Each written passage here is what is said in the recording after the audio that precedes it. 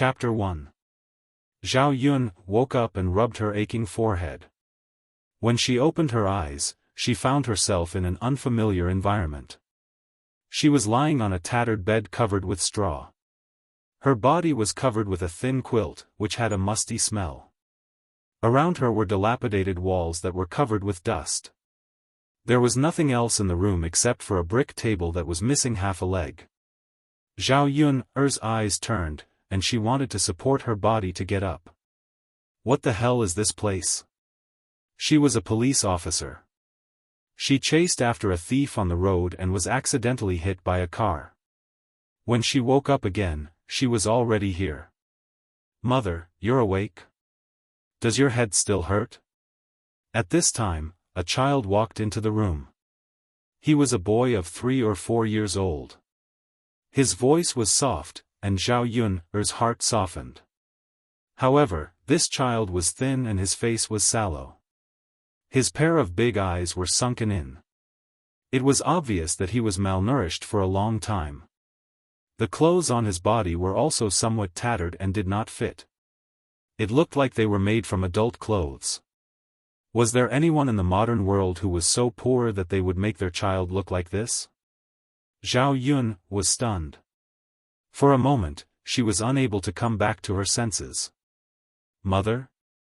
Was this child calling her? Mother, why are you ignoring Daodu? When the child saw that Zhao Yun was not speaking, he was a little scared. Zhao Yun rubbed her forehead and asked uncertainly, You're Daodu? I'm your mother. After Zhao Yun said this, the child's bright black eyes were covered with a layer of mist. He looked at Zhao Yun pitifully. Mother, do you not recognize Daodu? Zhao Yun looked at the child's aggrieved and sad face and her heart could not help but ache. Daodu. Hiss, her head hurt even more. In an instant, another person's memory emerged in Zhao Yun's mind. Zhao Yun knew that this memory did not belong to her. She had indeed transmigrated into this body. Her name was the same as hers, Zhao Yun. The original Zhao Yun went up the mountain to cut firewood. She accidentally tripped and fell, knocked her head, and fainted on the mountain. Fortunately, when the village's hunter Lu Lei went into the mountain, he found Zhao Yun and sent Zhao Yun back. However, the original Zhao Yun was still dead, and the current Zhao Yun's soul crossed over. Mother, you don't want Daodu anymore, right? The baby began to cry sadly. Zhao Yun's heart was also a little more sour. A child who was only a few years old, if he lost his mother, how pitiful would that be? Daodu, mother just had a headache and forgot a lot of things. How can I not want Daodu? Zhao Yun softly coaxed. As she spoke, she hugged the child into her arms. Daodu, don't cry. The child felt the warmth of Zhao Yun's body and immediately stopped crying. The child's face was still stained with sparkling and translucent tears. Zhao Yun gently wiped away the tears on the child's face. At this time, there was a sound of footsteps outside the door. Yun, girl, are you home? The voice of an old woman sounded outside. Zhao Yun knew from the original owner's memory that this person was her grandmother, Hua Chunhua. Chapter 2. Hearing Hua Chunhua's voice, Daodu's delicate little face also became serious and his brows furrowed. Mother, great-grandmother is here again. She must be looking for trouble with you. Let's not go out. Daodu said to Zhao Yun in a childish voice. Zhao Yun sighed. This body's original owner had gotten pregnant before marriage. In ancient times, this was a shameful thing. The Zhao family also felt that Zhao Yun had lost face in the village because of her pregnancy before marriage. If Li Zheng hadn't come out and protected Zhao Yun would have been drowned in a pig cage. Although her life was saved, Zhao Yun was still kicked out of the Zhao family. The house they were living in now was the Zhao family's old house. After the Zhao family left Zhao Yun here, they didn't care about her. If it weren't for the kind neighbors who helped the mother and daughter, they might have starved to death. Hua Chunhua had always disliked Zhao Yun, and her son. Whenever she saw them, she would speak ill of them. Now that she suddenly spoke in such an amiable voice, what kind of case was she trying to sell? Just when Zhao Yun was in a daze, the door was pushed open with a creak. The person who walked in was Zhao Yun's grandmother, Hua Chunhua. Behind her was her eldest aunt, Feng Zhangxia, and second aunt, Li Chuiying. Daodu's small body stood in front of Zhao Yun, as if he wanted to protect Zhao Yun, He stomped on the people who came in and asked angrily, "What are you doing here? Don't bully my mother," Daodu said in a childish voice. How could such a big child have the ability to protect others? However, it made Zhao Yun's heart feel warm. Zhao Yun looked up and coldly sized up the people who came in. She asked, "What are you doing here?" Hua Chunhua wasn't angry at Zhao Yun's unfriendly tone. Instead, she smiled and said to Zhao Yun, "Look at you, child. Of course I'm here to see you and your son. I even brought something for you." With that, Hua Chunhua said something to Li Chuiying. Li Chuiying brought a basket forward. There was some rice, flour, eggs, and a gene of pork in it. Zhao Yun's brows wrinkled. As the saying goes, one who is unaccountably solicitous for no reason. She didn't think that Hua Chunhua would suddenly have a conscience. Must have had some others it's you. You'd better take it back. It's also good for the family, right? Why don't you know what's good for you? Li Chuiying couldn't stand it anymore and jumped out to reprimand her. Zhao Yun sneered, "Second auntie, what are you talking about? What do you mean by I don't know what's good for me? Your grandmother gave you these things because she cares about you. You have to accept them." Zhao Yun's sneer became more intense. She didn't say anything and just stared at these people. She wanted to see what they were up to. Actually, I'm here today to discuss something with you. You're a descendant of our Zhao family. No matter what mistakes you've made, you're still a member of our Zhao family. So, I have to make plans for you. Hua Chunhua said a lot of things. She was playing the emotional card for Zhao Yun. Grandma, if you have something to say, just say it. There's no need to say more. Zhao Yun was a little impatient. Chapter 3. Zhao Yun's eyes were instantly filled with a layer of coldness, and the corners of her lips curled into a sneer. She was wondering why Hua Chunhua had come over to curry favor for no reason. So this was what she had in mind. Without waiting for Hua Chunhua to continue persuading her, Zhao Yun coldly rejected her. "No way." As she spoke, Zhao Yun began to chase Hua Chunhua and the others out.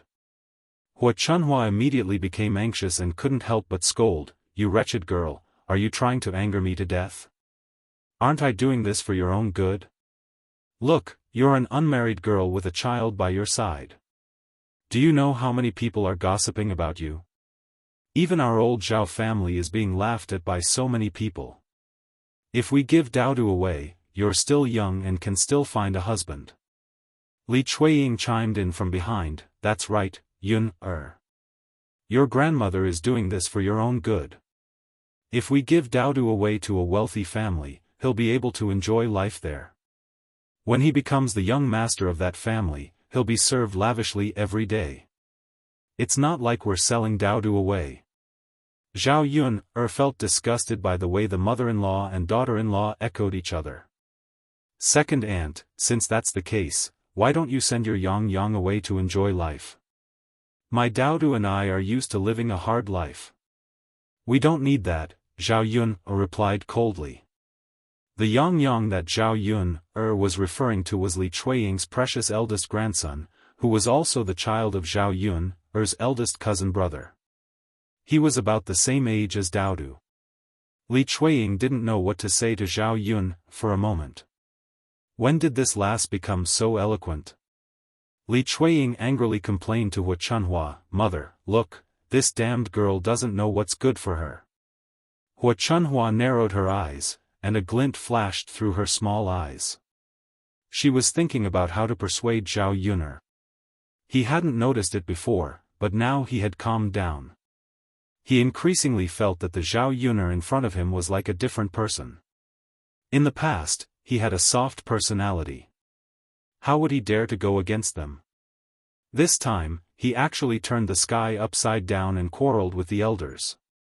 Mother, if she doesn't listen when we talk nicely, then we'll snatch her. Just grab that little bastard.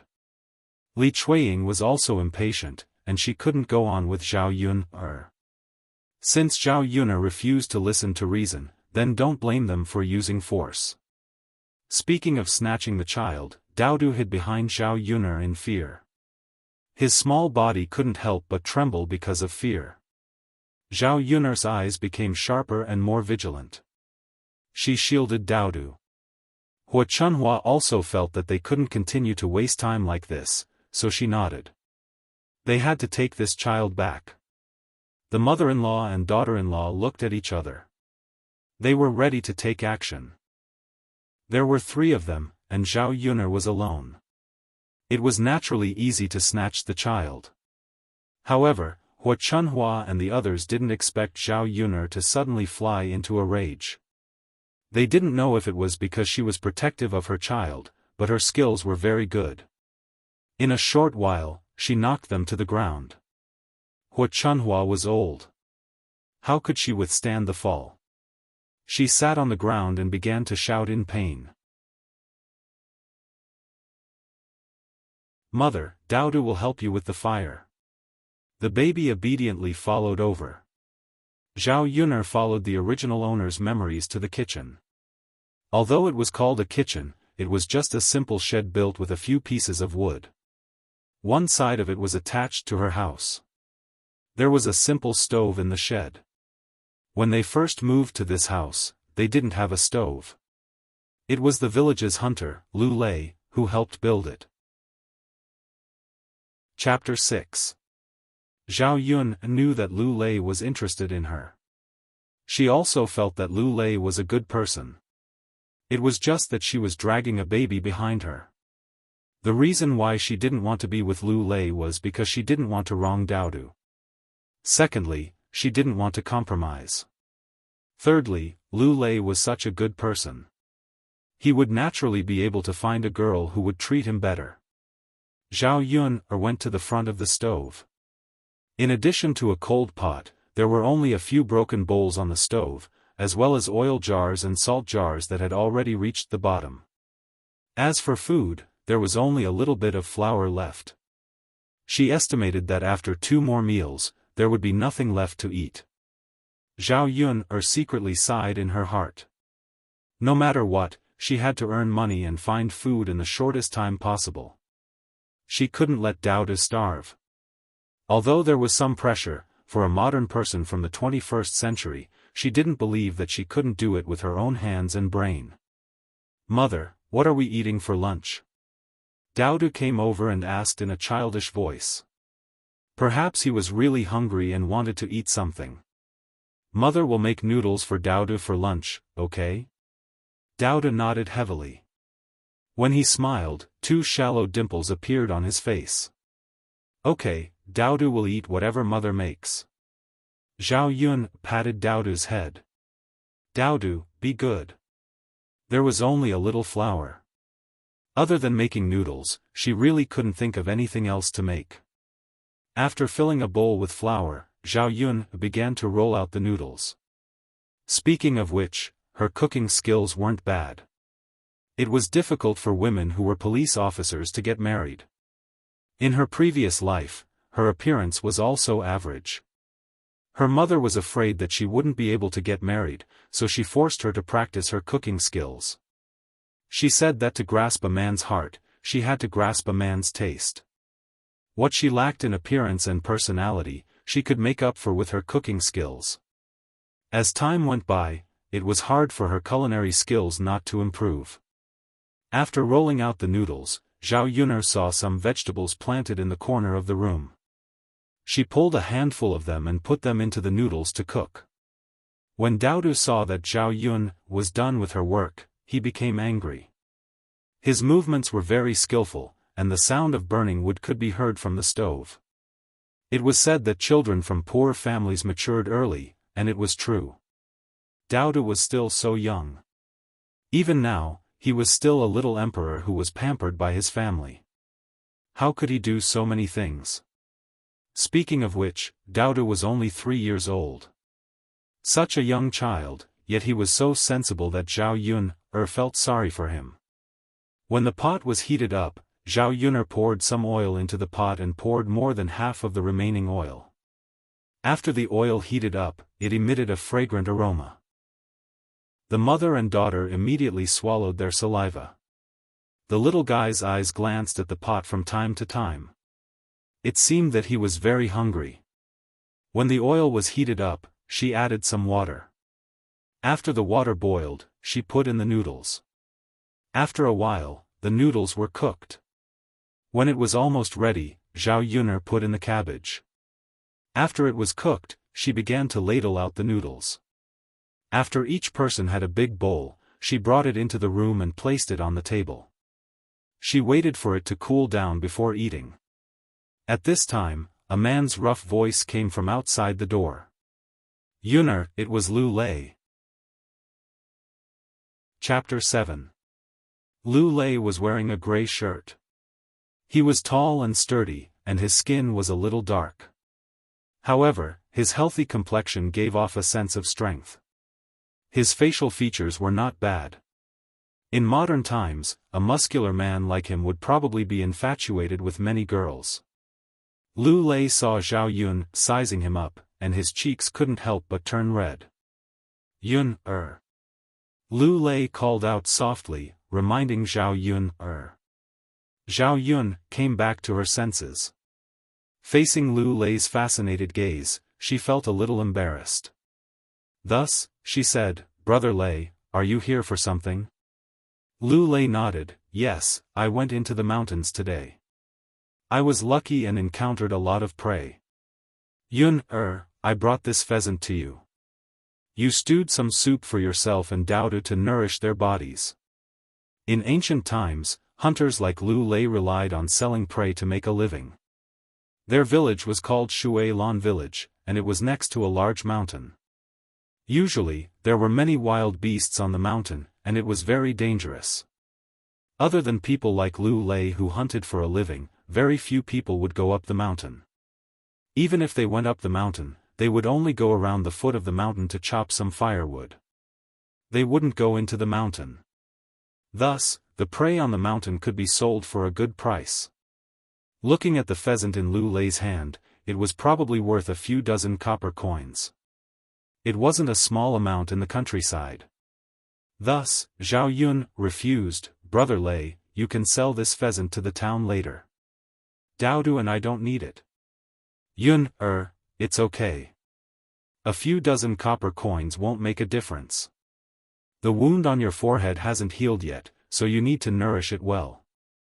Daodu is still young, and he's still growing. Don't be so polite with me. Since I'm giving it to you, I'm not thinking of taking it back.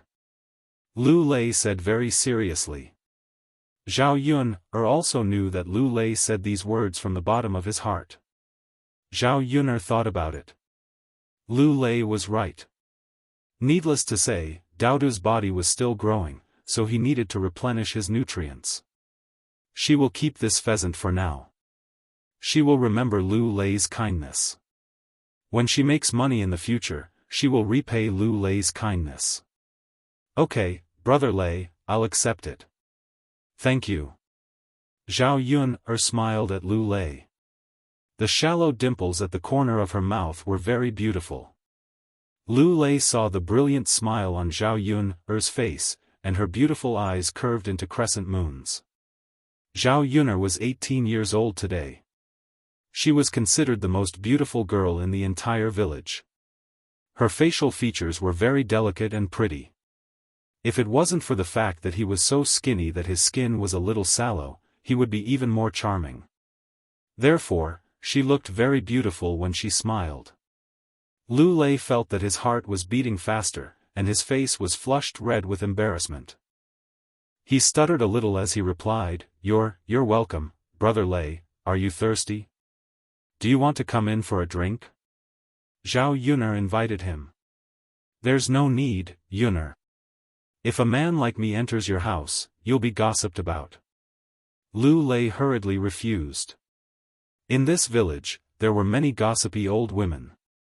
If people knew that he entered Zhao Yuner's house, who knew what kind of things he would be said about him? He didn't care. A man like him was thick-skinned, so it wasn't a big deal to be scolded. However, Zhao Yuner was different. Chapter 8. Zhao Yun was stunned. She didn't expect a man like Lu Lei to be so considerate and think so much for her. Brother Lei Zi, wait for a while. I'll get a bowl of water, Zhao Yun said. As Zhao Yun spoke, Lu Lei saw the thin figure turn and enter the dilapidated house. After a while, she came out with a big bowl of cold water. Brother Lei Zi, here. Zhao Yun smiled and handed it to Lu Lei. Lu Lei took it and drank it in 2 or 3 mouthfuls.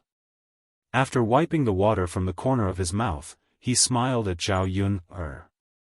At this moment, his heart was filled with happiness that he had never felt before. Not far away, Qin Hailan, who came back from picking vegetables in the vegetable garden, saw this scene and made a hissing sound. Hey, are the two of you together? Look at you, your relationship is quite good. From afar, you look very compatible. Zhao Yun frowned and was a little unhappy. She glared at Qin Hailan. Qin Hailan was only in her 30s and was famous in the village for being a gossipy woman. She loved to gossip, and all the bad things were spread by her big mouth. She lived not far from Zhao Yun and could be considered a neighbor. When she had nothing to do, she liked to come over to find trouble and bully Zhao Yun. She also knew that Zhao Yun didn't have her family to protect her now. Even if she was bullied, no one would come forward to help her. If it was the Zhao Yun of the past, she might not say anything. But now, Zhao Yun couldn't stand being bullied. Zhao Yun replied to Qin Hailan in a cold voice, Auntie, you have to be responsible for what you say. There's nothing between me and Brother Lei Zi. You're talking nonsense. If I hear any rumors in the village, I won't let you off easily. Qin Hailan was stunned. She didn't expect that Zhao Yun, who usually listened to her words, would know how to resist at this time. What the hell? Lu Lei hurriedly added, That's right, Auntie. You can't talk nonsense. Yun and I are innocent. If your words are heard by the people in the village, won't it just ruin Yun's reputation? Qin Hailan was not a kind person either. Seeing Lu Lei and Zhao Yun criticizing her, she spat. What are you two pretending for? You've been together for a long time. Do you think that the villagers won't know if I don't tell them? Zhao Yun, why else would I call you cheap? Didn't you hook up with a wild man and give birth to a little bastard? Now you're seducing Lu Lei. And Lu Lei, you really don't have any guts. If you like her, just marry her. Why are you being so hesitant? Are you still a man? I think you two adulterers are a good match for each other. Qin Hailan screamed at the top of her voice, which made Zhao Yun even more disgusted. And her screaming had the intention of letting the other neighbors come over to watch the show. A few people had already surrounded Zhao Yun's house. At this moment, Daodu heard the noise and came out of the house. When he heard Qin Hailan's words, he pounced on Qin Hailan angrily. I won't allow you to talk about my mother. I'm not a little bastard. Chapter 9. Zhao Yun's heart tightened. She hurriedly ran over and picked up Daodu from the ground. Then, she checked the injuries on Daodu's body. The skin on Daodu's knees and hands had been scraped, and blood was seeping out. Daodu, does it hurt? How are you feeling? Zhao Yun asked worriedly. Dao shook his head. His black, gem-like eyes were misty. He bit his lower lip and said, "Mother, it doesn't hurt." Dao doesn't hurt. Zhao Yun knew that Dao just didn't want her to worry. It was because of this that her heart ached even more. Zhao Yun stood up immediately. Dao, mother will avenge you. Damn it, if the tiger didn't show its might, she would be treated as Hello Kitty. Zhao Yun glared at Qin Hailan as if her eyes were about to spit fire. Being stared at by Zhao Yun like this, Qin Hailan felt a little scared for a moment. At this moment, some villagers came over. How can you bear to hit a child like this? Zhao Yun questioned. That little bastard hit me first. Don't tell me I can't fight back. Zhao Yun sneered. So you're saying that you're going to argue with a 3-year-old child? You're the one who scolded him first, aren't you? Qin Hailan's anger was immediately suppressed by Zhao Yun. However, she was still unwilling to give up. I'm telling the truth. Why can't I say it? If you don't want others to say it, then don't do it yourself. There are so many people in the village. Why don't I scold you instead of others? You're twisting words and forcing logic. Zhao Yun didn't want to be polite with Mulan. This kind of person deserved to be taught a lesson. She should give her a good beating and teach her a lesson. Naturally, she would be obedient. Therefore, Zhao Yun slapped Qin Hailan's face. Suddenly, a palm print appeared on Qin Hailan's face. The corner of his mouth was bleeding from Zhao Yun's slap. Zhao Yun had indeed used all of her strength in that slap. In the future, if I hear you calling me a slut, calling my son a bastard, or spreading rumors about me, I'll beat you up every time I see you. Zhao Yun warned fiercely. She knew that in this era, if she wasn't strong enough, she would only be bullied. Qin Hailan was stunned by Zhao Yun. It took her a while to react. You dare to hit me, I will fight with you. Qin Hailan said, rushing towards Zhao Yun. Zhao Yun turned sideways and dodged. When Qin Hailan dodged to the front, she kicked Qin Hailan's butt again. Qin Hailan fell to the ground all of a sudden and fell flat on her face. The onlookers were almost stunned. Was this really Zhao Yun? When did this woman, who was usually gentle and weak, become so tough? It was so easy for her to deal with Qin Hailan. Ouch, it's so painful. Murder. Murder. Zhao Yun killed someone. Qin Hailan began to shout. At this time, some villagers who were watching the scene couldn't help but criticize Zhao Yun. Little girl Yun, aren't you going a bit too far by doing this? Look at how badly you've hurt him. The one who said this was an old woman who usually liked to gossip.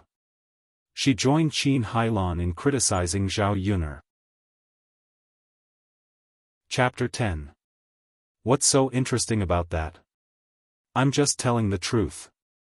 Huh, the truth? I'm just giving her an eye for an eye, a tooth for a tooth.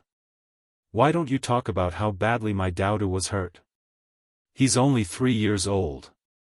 As Zhao Yun spoke, she pulled Dao to the front of the onlooking villagers. The injuries on Dao's body were a little shocking. How could they do such a thing to a child and injure him to this extent? Everyone sympathized with the weak, and these villagers were naturally the same. Seeing that Dao was seriously injured, they all felt sorry for this poor child. Sigh, how could she hurt a child? Is she still human? That's right, no matter what an adult does, she can't be calculative with a child.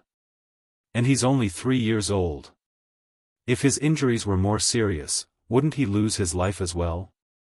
Is this even something a human would do? More and more people were criticizing Qin Hailan. The old woman, who was originally defending Qin Hailan, did not know what to say anymore. Qin Hailan was taught a lesson by Zhao Yun. In the eyes of these villagers, Qin Hailan deserved it. If someone else bullied their child like this, wouldn't they fight with their lives on the line? Zhao Yun was also very grateful for the words of these villagers. Holding Daodu's hand, she bowed to the crowd and said, "Thank you for speaking up for justice. We don't like to cause trouble, but if someone comes to bully us, I'm not someone to be trifled with."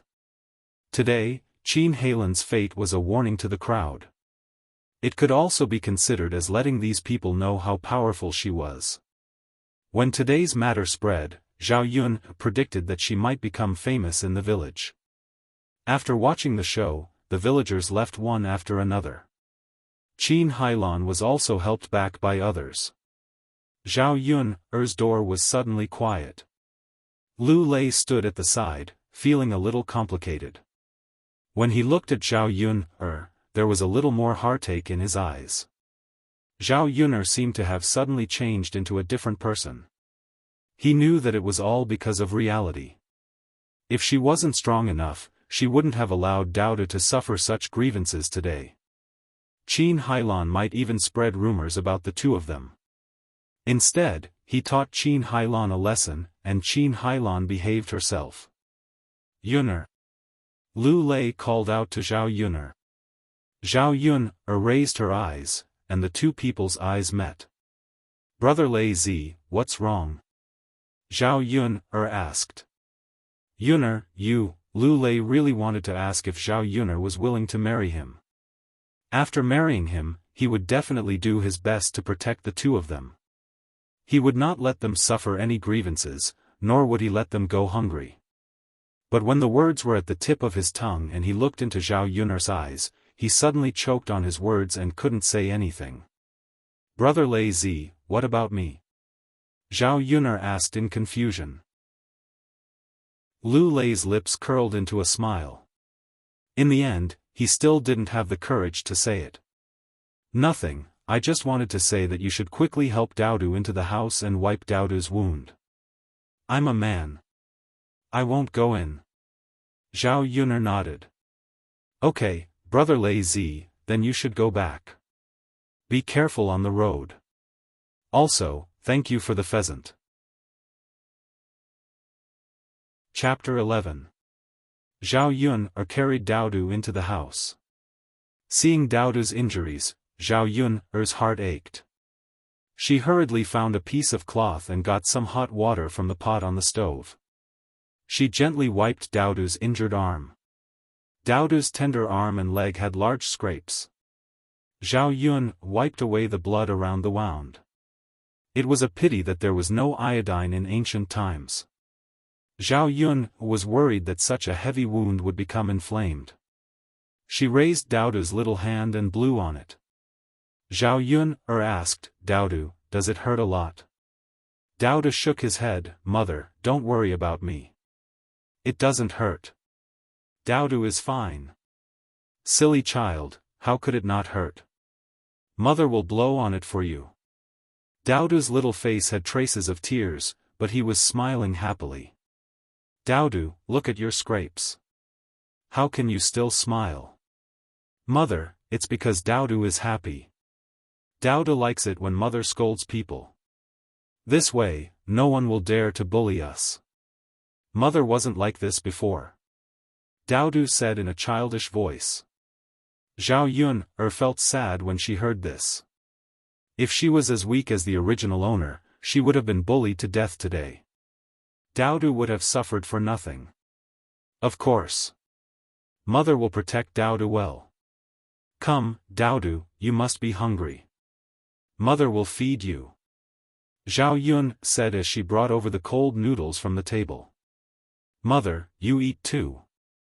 Daodu can eat by himself," Daodu said with a serious face. Looking at Daodu's tender little face, Zhao Yun's heart warmed. Heavens, how can there be such a sensible child? If this was the 21st century, it would be impossible to find such a person, right? In her previous life, she was an old leftover woman. She did not even have a man, let alone a child. However, she was also very fond of children. In this life, Daodu was such a sensible child. It could be said that the heavens had given her a gift. "It's okay, Daodu should finish eating first, then mother will eat. Mother isn't hungry anyway. Daodu's hand is injured, so mother wants to feed him. Dodo didn't refuse again. She smiled happily, and the corners of her mouth curved into a brilliant smile. Mother, the noodles you made today are really delicious. Really? Daodu has never tasted such delicious noodles before. Zhao Yun'er looked at the noodles with a few cabbage strands in the bowl. In fact, it was already very vegetarian. It was just a few more drops of oil than usual. Daodu, trust me, I'll make even better food for you later. Look, your Uncle Lu even sent us a chicken. Mother will make chicken soup for you to drink tonight. Daodu's smile became even brighter. After lunch, Zhao Yun'er started to get busy at home. Now that the four walls of the house were bare, it wouldn't do. She had to decorate the house. This bed was actually made of wood and mud bricks. Not to mention a quilt, it didn't even have a cushion. It could only be covered with a layer of straw and covered with a thin, moldy quilt. Zhao Yun'er carried the blanket out. She couldn't stand the moldy smell. The house was so damp because the roof was leaking in several places. It was fine on normal days, but when it rained, the roof would leak in. Mother. Daodu saw Zhao Yun'er come out and stuck to Zhao Yun'er. Chapter 12. Mother, Daodu likes to follow you.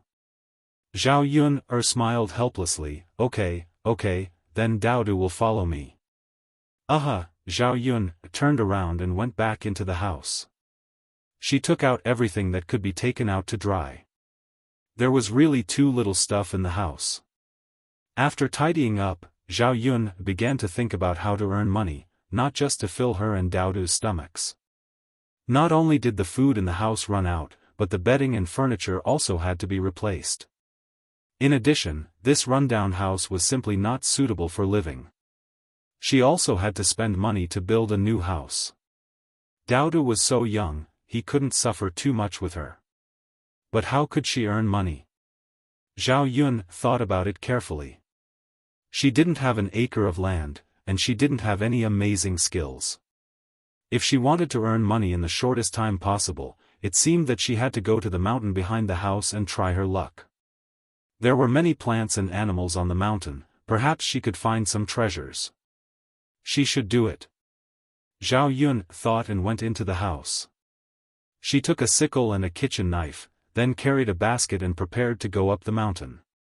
When Daodu saw this, he asked, Mother, where are you going? Mother wants to go into the mountain, like your Uncle Lu, to find delicious food for you. Later, I can exchange it for money, and then I can buy more good things for Daodu.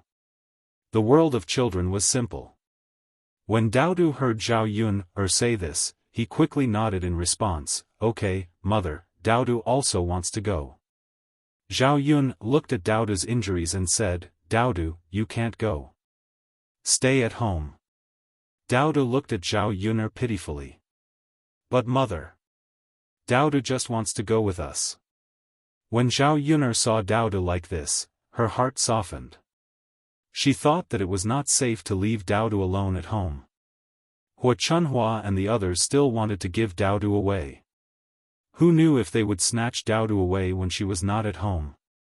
On the contrary, it would be safer to have Daodu by his side. Alright, then Daodu will go up the mountain with Mother, but he might be very tired. Is Daodu afraid of being tired? Don't be afraid, Mother, Daodu is not afraid of being tired. Alright, let's go. Zhao Yun greeted him and held Daodu's hand as they walked up the mountain together. The road at the foot of the mountain was relatively easy to walk on. Usually, there were many people who went into the mountain to cut firewood. The higher they went, the more difficult it was to walk. It was already spring, and the vegetation on the mountain was beginning to flourish. Zhao Yun paid attention to the road under her feet as she walked. There were many thorny plants in the bushes, and if she was not careful, she might cut her leg. At the beginning, Zhao Yun was still holding Daodu's hand. Later, she directly let Daodu sit in the basket on her back. Mother, are you tired? Daodu can walk by himself. Daodu said in a childish voice. His voice was filled with heartache. I'm not tired. Daodu is so light, how can mother be tired? Zhao Yuner said. However, the body of the original owner was too weak. When climbing the mountain, she was indeed a bit out of breath. It could not be compared to her previous life. Mother. Daodu suddenly wanted to say something. What is it, Daodu? Chapter 13. Daodu still remembered what Mulan had said today. Children were more sensitive. Zhao Yun didn't know how to reply to Daodu's question. Just who was Daodu's father?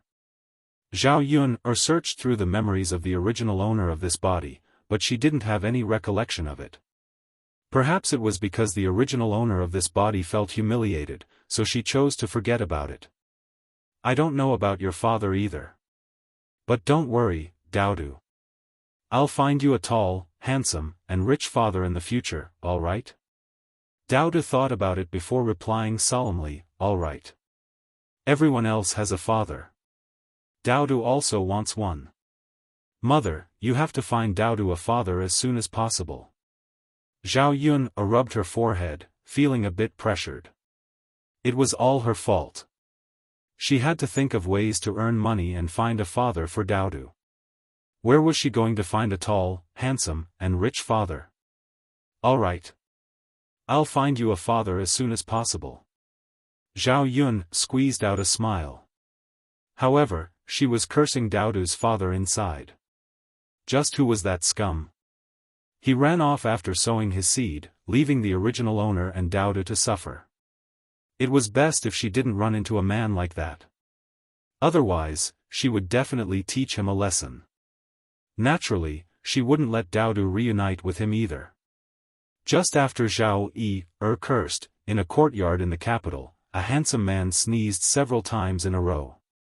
His subordinate couldn't help but say, Gongzi, these days the weather is still relatively cold. At night, cover yourself with a quilt. Don't catch a cold.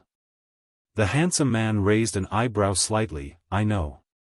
Mo Yen, you're becoming more and more naggy. You're just like a housewife. Zhao Yun carried Daodu into the mountains.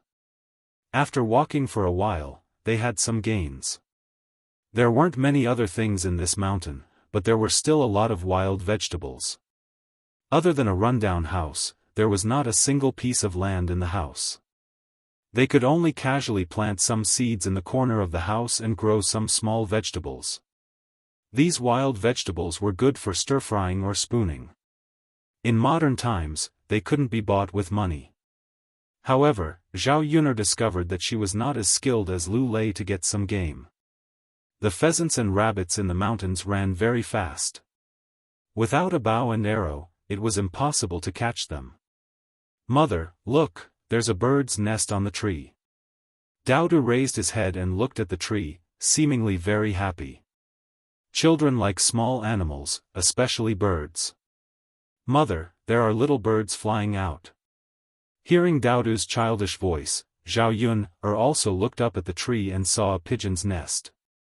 The pigeon had been alarmed by Zhao Yuner and Daodu, so it immediately flew out of the nest. Zhao Yuner suddenly thought of something. She put down Daodu and said to Daodu, Daodu, mother will go to the tree. I'll get some bird eggs for you. Pigeon eggs were similar to chicken eggs. They tasted quite good when cooked or stir-fried. Now that Zhao Yuner and Daodu could not eat chicken eggs, they were a rare thing in the countryside. They were usually saved up to exchange for silver or to nourish their bodies. Okay. Daodu smiled resplendently, Mother, be careful when you climb the tree. Don't fall. Chapter 14. As Zhao Yun spoke, she nimbly climbed up the tree. In her previous life, as a police officer, her skills were naturally good. Although it was a little bad for her to transmigrate into Zhao Yun's body, she still remembered the skills of climbing trees. Zhao Yun climbed to the top of the tree in a short while, like a monkey. She saw 7 or 8 pigeon eggs lying in the pigeon nest. Zhao Yun carefully took out the pigeon eggs and put them in her pocket. When she was about to climb down the tree, she looked up and saw a huge beehive hidden in the middle of the trees. She could still hear the sound of bees inside. Zhao Yun's movements were even more gentle. These bees should not be disturbed. If she was stung by a bee, her body would definitely swell up. If it was a large hornet, her life might be in danger. After Zhao Yun carefully climbed down the tree, she held the pigeon eggs in her pocket in front of Daodu and smiled. "Daodu, look, these are the pigeon eggs that mother made." Daodu looked at Zhao Yun with eyes full of worship. "Mother, you are amazing." Daodu's mother is of course amazing.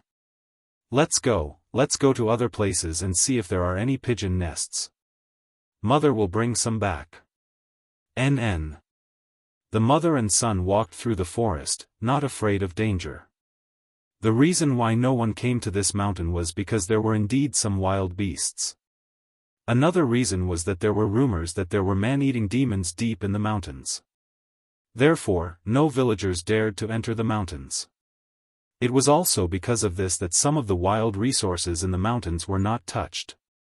Along the way, Zhao Yun saw a lot of pigeon nests. There were a total of 40 to 50 pigeon eggs and 3 pigeons. These pigeons were similar to chickens. When the time comes, they could be stewed into soup for Daodu to nourish his body. At the same time, Zhao Yun also discovered that there were a lot of beehives in the mountains. Not far away, one could find one on a tree branch. If there were bees in the beehive, then there would also be honey. In this day and age, honey was definitely a good thing. If she could get some honey from these beehives and sell it, it would be a good way to make money. However, she was in a hurry to go up the mountain today and did not prepare anything. It was unrealistic to want to get honey back. She could only wait for the next time she went into the mountains and bring all the necessary tools. Only then could she get the honey from the beehives. Today's harvest was quite good. Zhao Yun said to Daodu, "Daodu, let's go." "Yes, mother." "Daodu, come down and walk by yourself." Mother is tired of carrying Daodu. "Silly child, didn't I said I'm tired?" "But mother, your forehead is sweating." Daodu will help mother wipe it off. At the same time, Daodu raised his little hand and used his sleeve to wipe away the beads of sweat on Zhao Yun's forehead. Seeing Daodu's sensible face, Zhao Yun couldn't help but smile. She kissed Daodu's cheek heavily. "Thank you, Daodu." Chapter 15. These people were Zhao Yun's parents, Zhao Wenhua and Liang Jinxiao, as well as her older sister, Zhao Ping. In the original owner's memories, her parents were quite good to her, but their temperaments were a bit soft. Especially the original owner's father, who was a bit blindly filial and listened to Hua Chunhua's words. If it weren't for the original owner's parents' temperament being a bit soft, the original owner wouldn't have had such a hard time these past few years. "Nyangqin, its grandmother, grandfather, and aunt," Daodu said in a childish voice. "NN, I don't know why your grandmother, grandfather, and grandfather are looking for us." Zhao Yun's mouth was muttering, but her heart had a bad premonition. When Zhao Yun walked over, Zhao Wenhua and Liang Jinxiao stepped forward and said to Zhao Yun with a smile, "Yun, you're back. Why weren't you home just now? Where did you go?"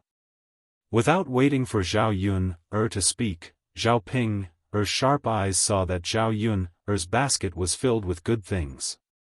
A somewhat shrill voice called out, "Nyangqin, she must have gone up the mountain, there are pigeons and pigeon eggs in the basket." Zhao Yun glanced at Zhao Ping.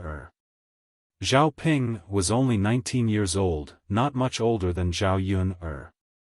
Although they were born from the same mother, Zhao Ping had a birthmark on her face, which affected her overall beauty, so she couldn't find a good marriage partner and still stayed at home at such an old age. In ancient times, a 19-year-old girl was an old girl. If she stayed at home, people would gossip. Zhao Ping, and Zhao Yun were not on good terms since they were young. She was picky and didn't like Zhao Yun, but she was close to the other cousins. When the original owner got pregnant before marriage, she made a lot of sarcastic remarks in front of the original owner's parents.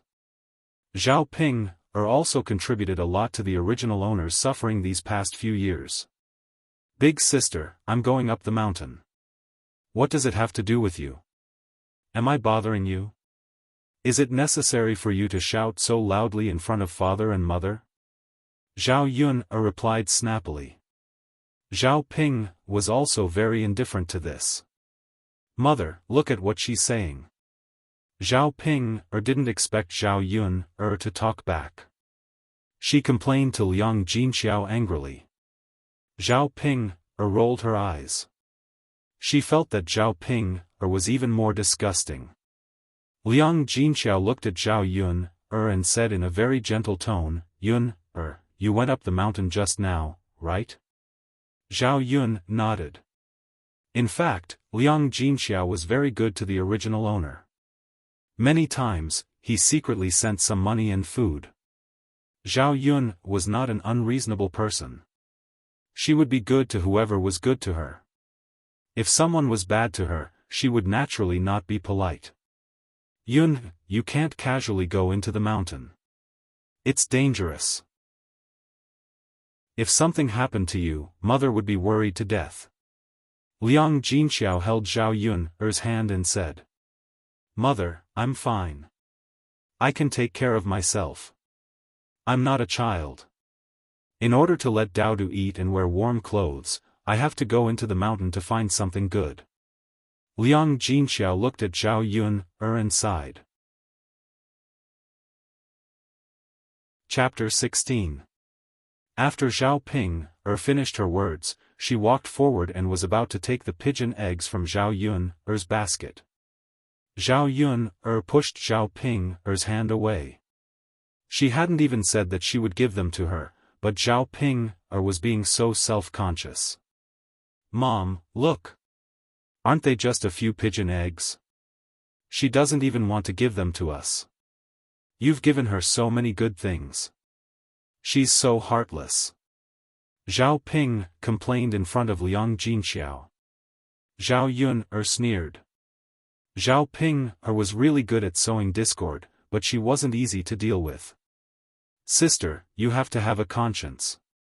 When did I say that I wouldn't give them to my parents? Then why didn't you let me touch them just now? Isn't it because you don't want me to take them? Sister, you're really good at reading minds. How did you know what I was thinking? Zhao Yun said coldly. You, Zhao Ping glared at Zhao Yun angrily. Why didn't she realize that Zhao Yun was so eloquent before? She seemed to have changed into another person all of a sudden. Chapter 17. If they were to really give Daodu away, they were indeed reluctant to do so. Yun'er. All right then. Mother won't make things difficult for you. Mother will go back and have a good talk with your grandmother. Liang Jinxiao thought about it and decided to let it go. She didn't agree with giving Daodu away from the start. If it wasn't for Hu Chunhua making a big fuss, she wouldn't have come this time. Mother, go back and tell grandmother. She'll definitely scold you again. Zhao Ping said noisily. She glared at Zhao Yun'er with dissatisfaction. You selfish brat. You only think about yourself and this little bastard. You don't care about father and mother. When Zhao Yun'er heard Zhao Ping call Daodu a little bastard, her eyes shot out a cold light. If her parents weren't here, she really wanted to give her a few slaps. All right, Ping, you can't stop talking. Let's go back. Liang Jinxiao reprimanded Zhao Ping. Zhao Ping was unwilling, but she still obediently shut her mouth. Yun'er, then father and mother will go back. Take care of yourself. If there's anything, just call father and mother. Liang Jinxiao exhorted and then left. Zhao Yun'er turned around and saw that Daodu was a little disappointed. It was difficult for children to hide their emotions. Whether it was sadness or happiness, it was always written on their faces. Zhao Yun'er squatted down and hugged Daodu. Daodu is unhappy? Mother. Daodu really won't leave mother? Of course. No matter who it is, don't even think about separating Daodu and mother. But grandmother, grandfather, grandmother, and the others all want to give Daodu away. Mother didn't agree, so they can't give it to anyone. Don't worry, Daodu, mother will protect Daodu. Yes, yes. The worry on Little Bun's face finally dissipated a little. In the afternoon, Zhao Yun tidied up the house and cleaned it inside and out. The places that could be repaired by themselves were repaired with hammers and nails. In her previous life, she was an expert in fixing all kinds of things in the office. She didn't expect that she would be of use here. However, there was nothing she could do about the holes in the walls and the roof. He couldn't live in this house for long. The best way was to save enough money and build a new house as soon as possible. There were a few broken jars in the house. Zhao Yun'er took them out and washed them with the water in the water tank. When they went up the mountain the next day, they would fill it with honey. Daodu was also helping by the side, his little hands helping to wash some small things from time to time. Although he was busy, Daodu seemed to be very happy. He completely treated it as if he was playing with Zhao Yun'er. After cleaning for an entire afternoon, the water in the water tank was about to reach the bottom of their feet. Zhao Yun'er said to Daodu, "Daodu, why don't you stay at home by yourself for a while? Mother will go get some water." "Mother, Daodu will go with you. It's dangerous by the river. Daodu can stand by the river later. Can he stand a little further away?" "Okay, Daodu will listen to mother." "Okay." Just as Zhao Yun'er was about to leave, she saw a 16 or 17-year-old boy walking towards her house. The boy had delicate features and was almost 1.8 meters tall. However, he was too thin. In this era, children didn't eat well when they were growing. The person who came was none other than Zhao Yun'er's younger brother, Zhao Tianan. Chapter 18. Zhao Yun'er's family had a total of 6 people. In addition to Zhao Yun'er's parents, there was Zhao Ping'er, and 2 younger brothers, Zhao Tianan and Zhao Tianfu. Zhao Tianan was 16 years old, and Zhao Tianfu was only 8 years old this year. These 2 younger brothers were closer to her, especially Zhao Tianan. When he had nothing to do, he would come over and help her. Seeing Zhao Yun'er carrying a bucket of water, Zhao Tianan hurriedly took it. He said, "Second sister, I'll go fetch the water. You rest." Usually, Zhao Tianan came to fetch water many times, and Zhao Yun'er did not refuse. Now that she had transmigrated, the body of the original owner was weak and did not have much strength. Naturally, she could not compare with Zhao Tianan, a 1.8-meter tall young man. After Zhao Tianan carried the water a few times, he filled the water tank to the brim. However, there was a layer of sweat on his forehead. Zhao Yun'er handed over a handkerchief. "Come, Tianan, wipe the sweat on your head. Are you tired?" Zhao Tianan took it and wiped it. A smile appeared on his young face, revealing his cute little canine teeth. "Second sister, it's okay. I'm not tired." "If you're not tired, why are you sweating so much? Sit down and rest. Second sister will pour you some water to drink." Zhao Yun'er said, then turned to the table and poured a glass of water for Zhao Tianan. Zhao Tianan smiled shyly. "Thank you, second sister." "Why are you thanking me? Second sister should be thanking you." "Second sister, we're a family. This is what I should do." Zhao Yun'er's lips also showed a smile. Zhao Tianan's words warmed her heart. In fact, as Zhao Tianan said, a family should support and help each other. instead of treating her like the original owner's grandmother. Zhao Tianan did not rest for a while. He got up and wanted to help Zhao Yuner. "Second sister, I'll go chop some firewood for you," Zhao Tianan said. "You just rested for a while. You don't have to chop today." Zhao Yuner felt sorry for Zhao Tianan. "It's okay, second sister. I'm not tired. I'm a man. If I can't do such a small thing, I'll be laughed at," Zhao Tianan said seriously, but Zhao Yuner suddenly laughed. "You're only 16 years old." In her eyes, he was really just a little brat. "Second sister, I'm a man at 16 years old. Some of the people in our village who are around my age are already married," Zhao Tianan continued. This was ancient times. Unlike modern times, people got married very early. Most girls could get married at the age of 14. It was normal for boys to marry at 16 or 17 years old.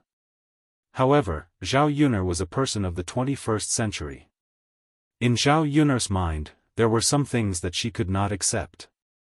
Zhao Yuner joked, "Tianan, other people are married. Do you want to get married? How about big sister help you find a good girl and let you marry a wife?" Zhao Tianan's face suddenly turned red. "Second sister, what nonsense are you talking about? I'm not going to talk to you. I'm going out to chop firewood," Zhao Tianan said and rushed out of the room. Zhao Yuner, who was left in the room, laughed to herself. Her brother's shy appearance was really cute. "Mother, what does it mean to marry a wife?" Daodu pulled Zhao Yuner's skirt and asked. Chapter 19. Daodu nodded as if he didn't fully understand. Then he asked in a soft voice, "Mother, will Daodu also get married in the future?" Zhao Yun nodded, "Yes, when Daodu grows up, mother will also find a beautiful wife for Daodu." "Daodu can't get married now?" Daodu asked in a soft and cute voice. Zhao Yun was amused by Daodu's words. What, Daodu is still so young, could it be that he's already thinking about getting married? Eldest uncle is getting married, Daodu is also getting married. Pfft, Zhao Yun laughed and tapped Daodu's little nose, "You're really shameless. You're still so young, no one will marry you. You can only wait until you're as tall as uncle before you can get married." "Oh, then Daodu will work hard to grow taller." "Okay, I'll wait for Daodu to grow taller. Mother will go cook now. Your Uncle Lu sent the chicken over, mother will stew some soup for you." It was time to make dinner, so Zhao Yun had to go prepare. After a busy afternoon, her stomach was indeed a little hungry. Daodu nodded excitedly, "Mother, Daodu will also go help." "Okay." Zhao Yun went to the kitchen. The pheasant had already been plucked in the afternoon, its belly was cut open, and it was washed clean. Pheasants were not as small as domestic chickens, and the one that Lu Lei sent was only a little more than a gene. Zhao Yun chopped the pheasant into small pieces so that it would be easier to eat when it's ready to be taken out of the pot. She deliberately kept the two big chicken legs well, as children generally like to eat chicken legs. She put the chopped pheasant into the pot, filled it with water, and added a few pieces of ginger, then started the fire to cook it. Daodu skillfully lit a torch in the cave and stewed for about half an hour. The stove was already emitting a thick white smoke, and the fragrance of the chicken soup was also emitting.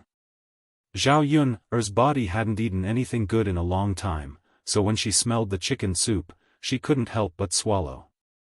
Daodu's big and bright eyes stared at the pot, as if he was very eager to drink the chicken soup as soon as possible. Zhao Yun was also attracted by Daodu's cuteness. In the modern era, children think of chicken soup as a good thing.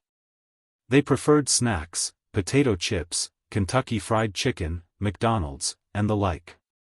"Second sister, I'm done." Zhao Tianan walked in and said to Zhao Yun, Daodu said Daodu, SSS head. Looking at the firewood outside the door, Zhao Yun had a smile on her lips.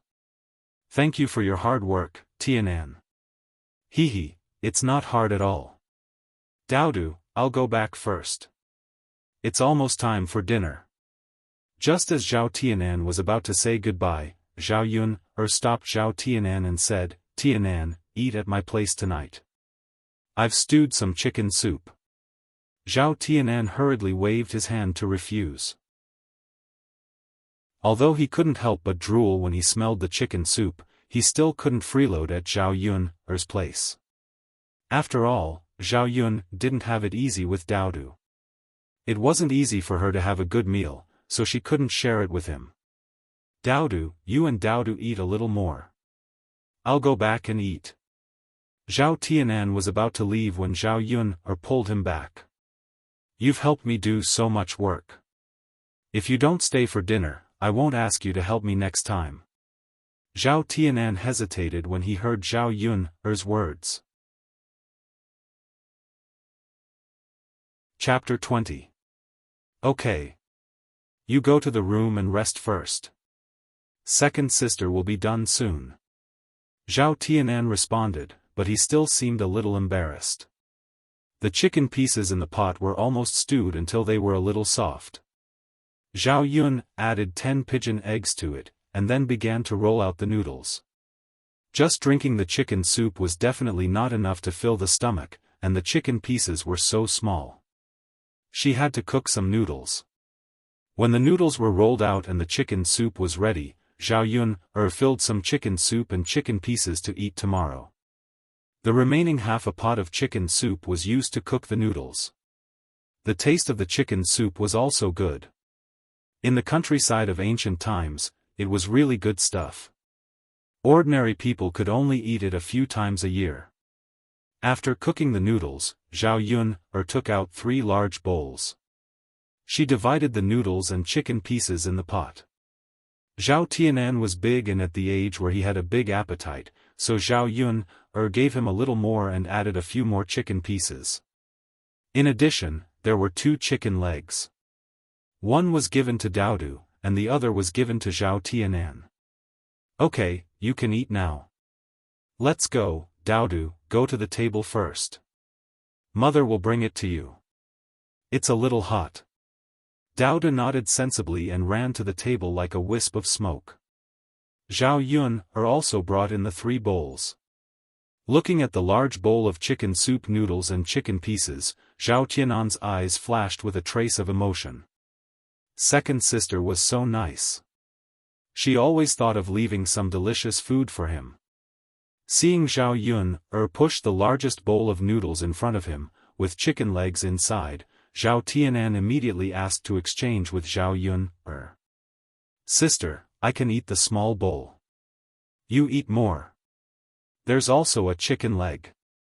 You can eat it, or give it to Daodu. I don't need it. Zhao Yun shook her head helplessly when she saw how polite her younger brother was. She knew that Zhao Tianan just wanted to leave the best for her and Daodu.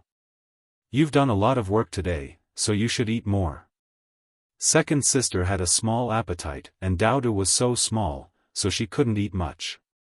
Tianan, we're family. You don't have to be polite with second sister. Eat more. After Zhao Yun said this, Zhao Tianan found it hard to refuse. With a shy smile on her face, she nodded and began to eat.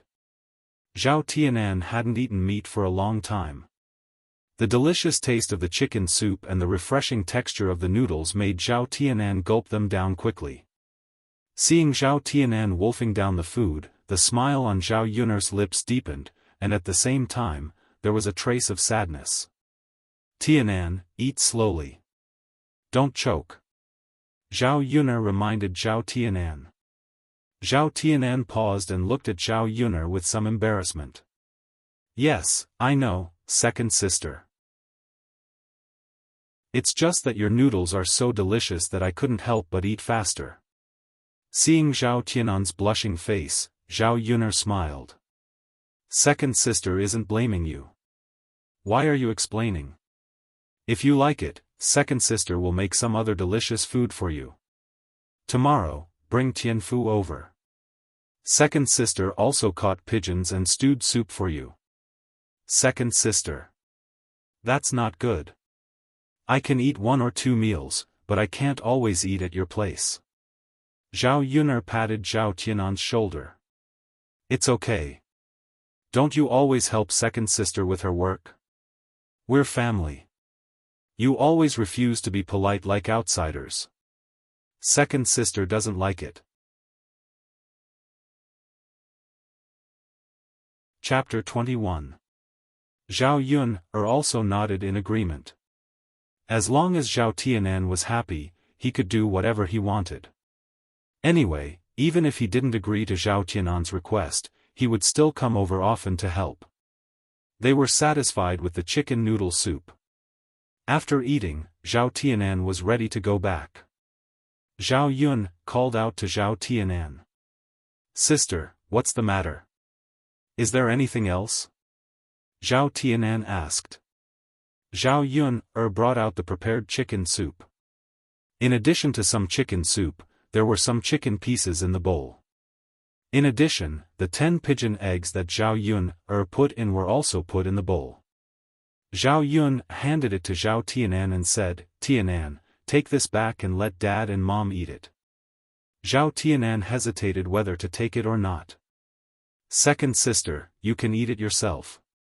You don't have to give it to us, right? It's okay. Second sister has delicious food here. Take it back and let Dad and Mom eat it first. But, no buts. Zhao Yun stuffed it into Zhao Tianan's hand. Go back quickly. It's almost dark. Zhao Tianan sighed and nodded.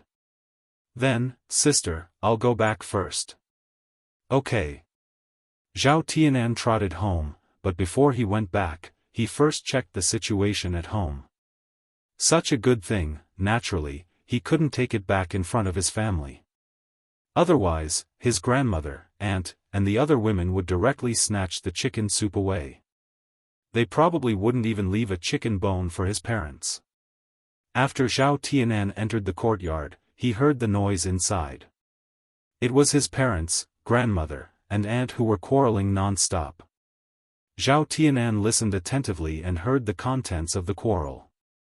Hua Chunhua shouted at the top of her voice, "You two useless guys. You can't even do something well. Mother, isn't Yun against giving Daodu away? Besides, Daodu is also Yun'er's biological son." Liang Jinxiao replied in a low voice, but Hua Chunhua immediately scolded him again. Third daughter-in-law, you're still being stubborn? Don't tell me you still want to keep that little bastard as a disgrace to our old Zhao family for the rest of his life? Mother, that's not it. Isn't Yun'er against it? There's no reason for me to snatch it, right? Hua Chunhua glared at Liang Jinxiao, exasperated at his failure to live up to her expectations. You're always talking back. What kind of life are you living? With a mother like you, it's normal for you to give birth to a little b*tch. Liang Jinxiao's face turned green and red. Even though she felt uncomfortable, Hua Chunhua was her mother-in-law, so she couldn't refute her. Zhao Wenhua couldn't help but advise, Mother, don't scold Jinxiao. You know Yun'er, this child, has a bit of a temper. If you send Daodu away from her, she'll definitely make a fuss. Let's take it slow and persuade her slowly. Hua Chunhua glared at Zhao Wenhua again. Persuade her? Do you think you have so much time to persuade her? By the time you're done persuading her, someone will have already sent the child over. 200 taels of silver. Hua Chunhua couldn't wait to get her hands on the 200 taels of silver. All right. You've just finished eating and you're already quarreling. If you continue to quarrel, get out. Zhao Baoshan, who had been silent all this while, reprimanded them. The whole family was so noisy that he was getting a headache. Chapter 22. Zhao Baoshan took out his tobacco pipe and started smoking. White smoke rose in the room. Zhao Baoshan waved at Zhao Wenhua and Liang Jinxiao and said, Go back to your room and rest. Okay, father. Zhao Wenhua and Liang Jinxiao responded and went out. Seeing that Zhao Baoshan was silent again, Hua Chunhua couldn't help but say, "Old man, this is 200 taels of silver. If we get 200 taels of silver, our old Zhao family will be able to buy a lot of land. Our lives will definitely be better in the future. What's wrong with letting me say a few words?" Li Chuiying, who was still standing in the room, hurriedly said, "Yes, yes. Father, 200 taels of silver is not a small amount. If it's our old Zhao family's grandson, it's fine. But Daodu is a little bastard. We'll be laughed at if we keep him. It's better for us to give him away." Zhao Baoshan paused and glanced at Hua Chunhua and Li Chuiying. "Don't think about money all day. Some things should be decided by Yun herself." Hua Chunhua and Li Chuiying shut their mouths. They knew Zhao Baoshan's temperament and it was useless to say anything more to him. Zhao Wenhua and Liang Jinxiao returned to their own rooms. Old Zhao had a lot of family members and they hadn't split up yet. There were 4 of them in total. Including his unmarried aunt, they could only squeeze into one room. Zhao Tianan leaned against the wall and sneaked into his own room. Seeing that Zhao Tianan had returned, Liang Jinxiao hurriedly asked, "Tianan, why are you back so late? Where did you go? Have you eaten?" "Mother, I've eaten. I ate at second sister's house. Second sister made chicken noodle soup. It's delicious." "Oh right, second sister also asked me to bring some chicken soup back." Upon hearing the chicken soup, Zhao Ping, who was lying in the room, immediately got up. "Chicken soup? Where's the chicken soup?" Seeing the chicken soup in Zhao Tianan's hands, she hurriedly took it. "Give it to me, give it to me." "Eldest sister, this is for father and mother," Zhao Tianan mumbled, afraid that Zhao Ping would finish it alone. Liang Jinxiao frowned and said, "Tianan, it's not easy for your second sister's house to have something good. Why are you still eating and taking? Give it back to your second sister later." "Mother, it was second sister who forced it on me. It's a gift, this is a gift, a gift, a gift. We haven't had chicken soups to drink in a long." "That's right, father, mother, we haven't had any minced meat in such a long time. She asked Tianan to give it to us, so let's give it to her. Besides, you've always sent her food. Otherwise, that little bastard of hers would have starved to death.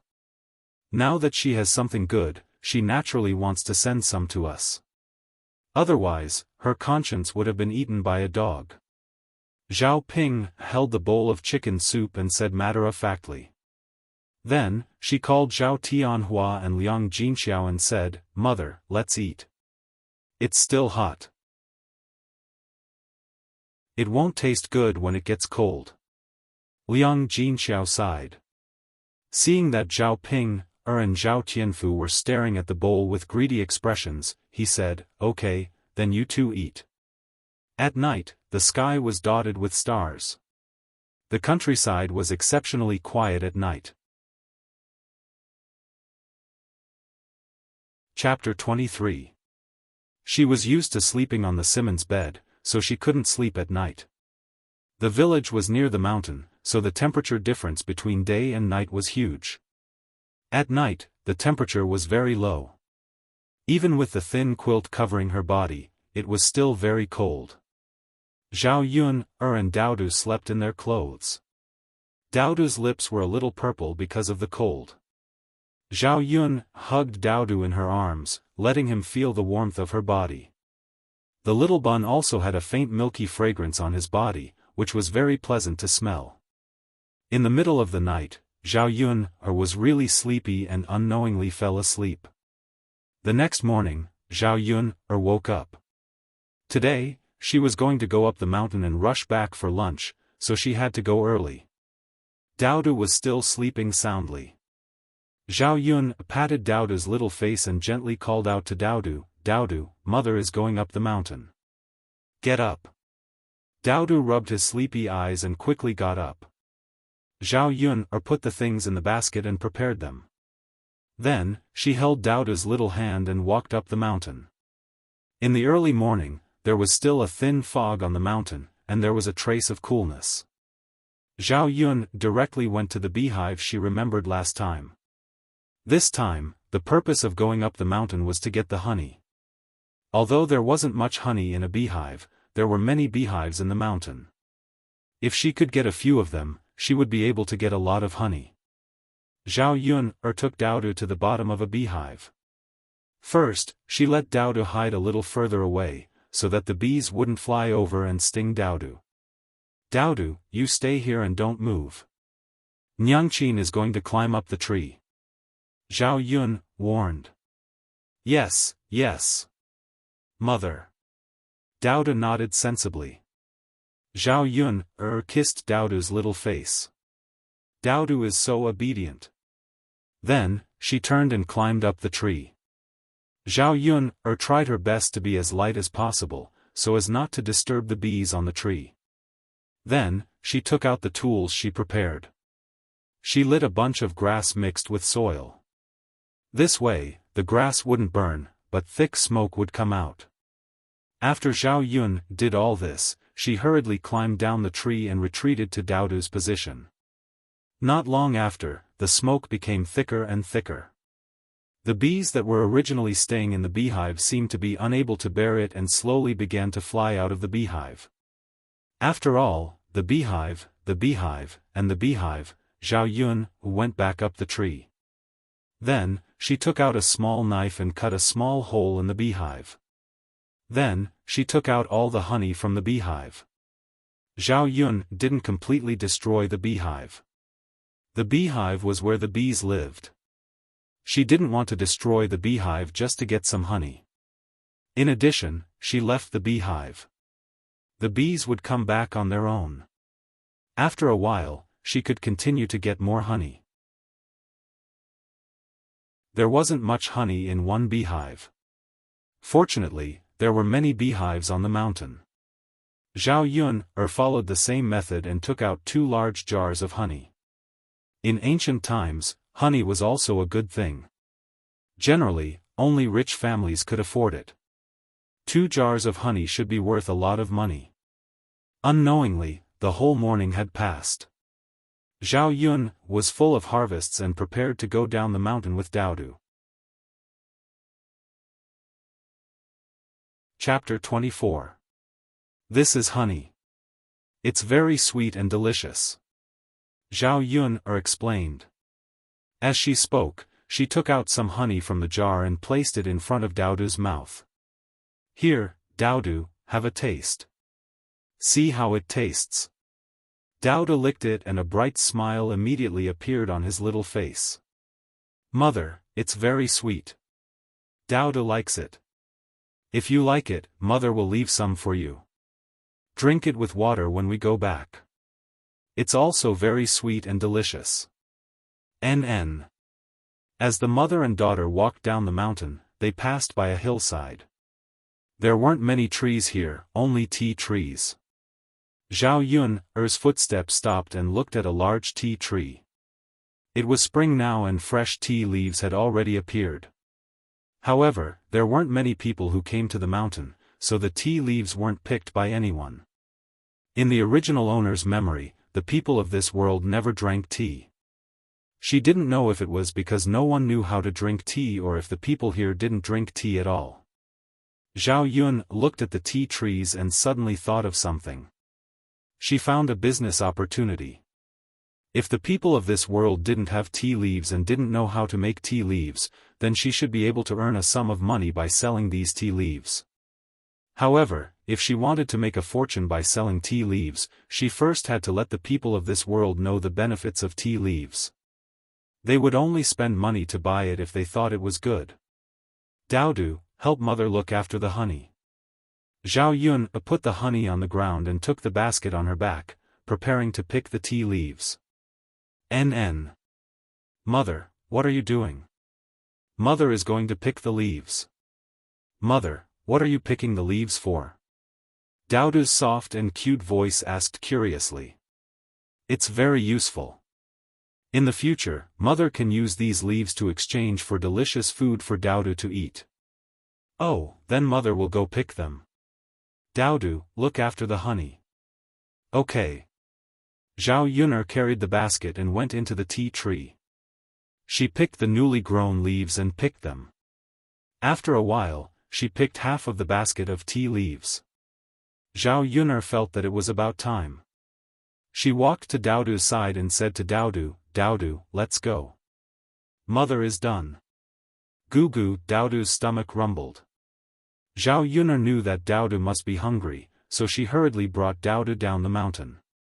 "Daodu, are you hungry? Let's go, Daodu. Mother will cook for you when we get back." There was still some leftover chicken soup from yesterday. When Zhao Yuner went back, she added some water and rolled out some noodles. The two of them had quite a sumptuous lunch. In the afternoon, the sun was just right. Zhao Yuner took out a large dustpan and put the tea leaves she picked today under the sun to dry. Just as she was free, she saw Aunt Lu from next door come over with a basket in her hand. Aunt Lu and Zhao Yuner's houses were not far from each other. Aunt Lu would drop by when she had nothing to do and bring some things over from time to time. "Yuner girl." Aunt Lu's warm and affectionate voice could be heard from afar. Zhao Yuner smiled at Aunt Lu and asked, "Aunt Lu, is there anything I can help you with?" Aunt Lu smiled and said, "I made some shepherd's purse dumplings and brought you a bowl. You and Daodu can have a taste." As she spoke, Auntie Lu lifted the cloth covering the basket. The dumplings inside were steaming hot. Chapter 25. Thank you, Auntie Lu. Zhao Yun didn't refuse. She knew that Auntie Lu was sincere in giving them to her and Daodu. "Don't mention it. It's just a bowl of dumplings." Auntie Lu smiled brightly. "Auntie Lu, come in and sit for a while," Zhao Yun said. Auntie Lu nodded with a smile. She had already eaten. Since she had nothing to do, she didn't mind chatting with Zhao Yun for a while. After the two of them entered Zhao Yun's house, Zhao Yun first poured a glass of water for Auntie Lu, then brought over 10 pigeon eggs from the kitchen. Zhao Yun was very grateful for Auntie Lu's help over the past few years. Since she had something good now, she had to give some to Auntie Lu. Auntie Lu hurriedly refused. "Yun, you should keep these pigeon eggs for yourself and Daodu. Why are you giving them to Auntie?" "Auntie Lu, I've taken so many things from you over the past few years. I finally have the chance to give you some, but you're still refusing me." Auntie Lu sighed, then smiled and said, "All right, then Auntie will accept them. Yun, you're really a good child." "It's just a pity," Zhao Yun smiled bitterly. She knew what Auntie Lu was referring to. She also silently mourned for the original owner for a while. With the original owner's looks, she would have been able to find a good marriage if she hadn't gotten pregnant out of wedlock. She wouldn't have had such a hard time over the past few years. Grandma Lu, Daodu held a bowl in his hand and brought it to Auntie Lu. He said to Auntie Lu, "Grandma Lu, this is the water my mother made for me. It's very sweet. Daodu, you should drink some too." Auntie Lu looked at Daodu's sensible appearance and a trace of tenderness flashed through her eyes. She stroked Daodu's head and said, "Daodu is such a good boy. If Grandma doesn't want to drink, Daodu can drink it himself. Then Daodu will drink it." Lil P smiled sweetly at Auntie Lu, and then drank the sweet water made by Zhao Yun with honey in small mouthfuls. "Daodu is such a sensible and adorable child. My heart aches for him." Auntie Lu sighed. As if remembering something, Aunt Lu asked, "By the way, Yuner, did you ask your grandmother, first aunt, and second aunt to come over yesterday to make trouble again?"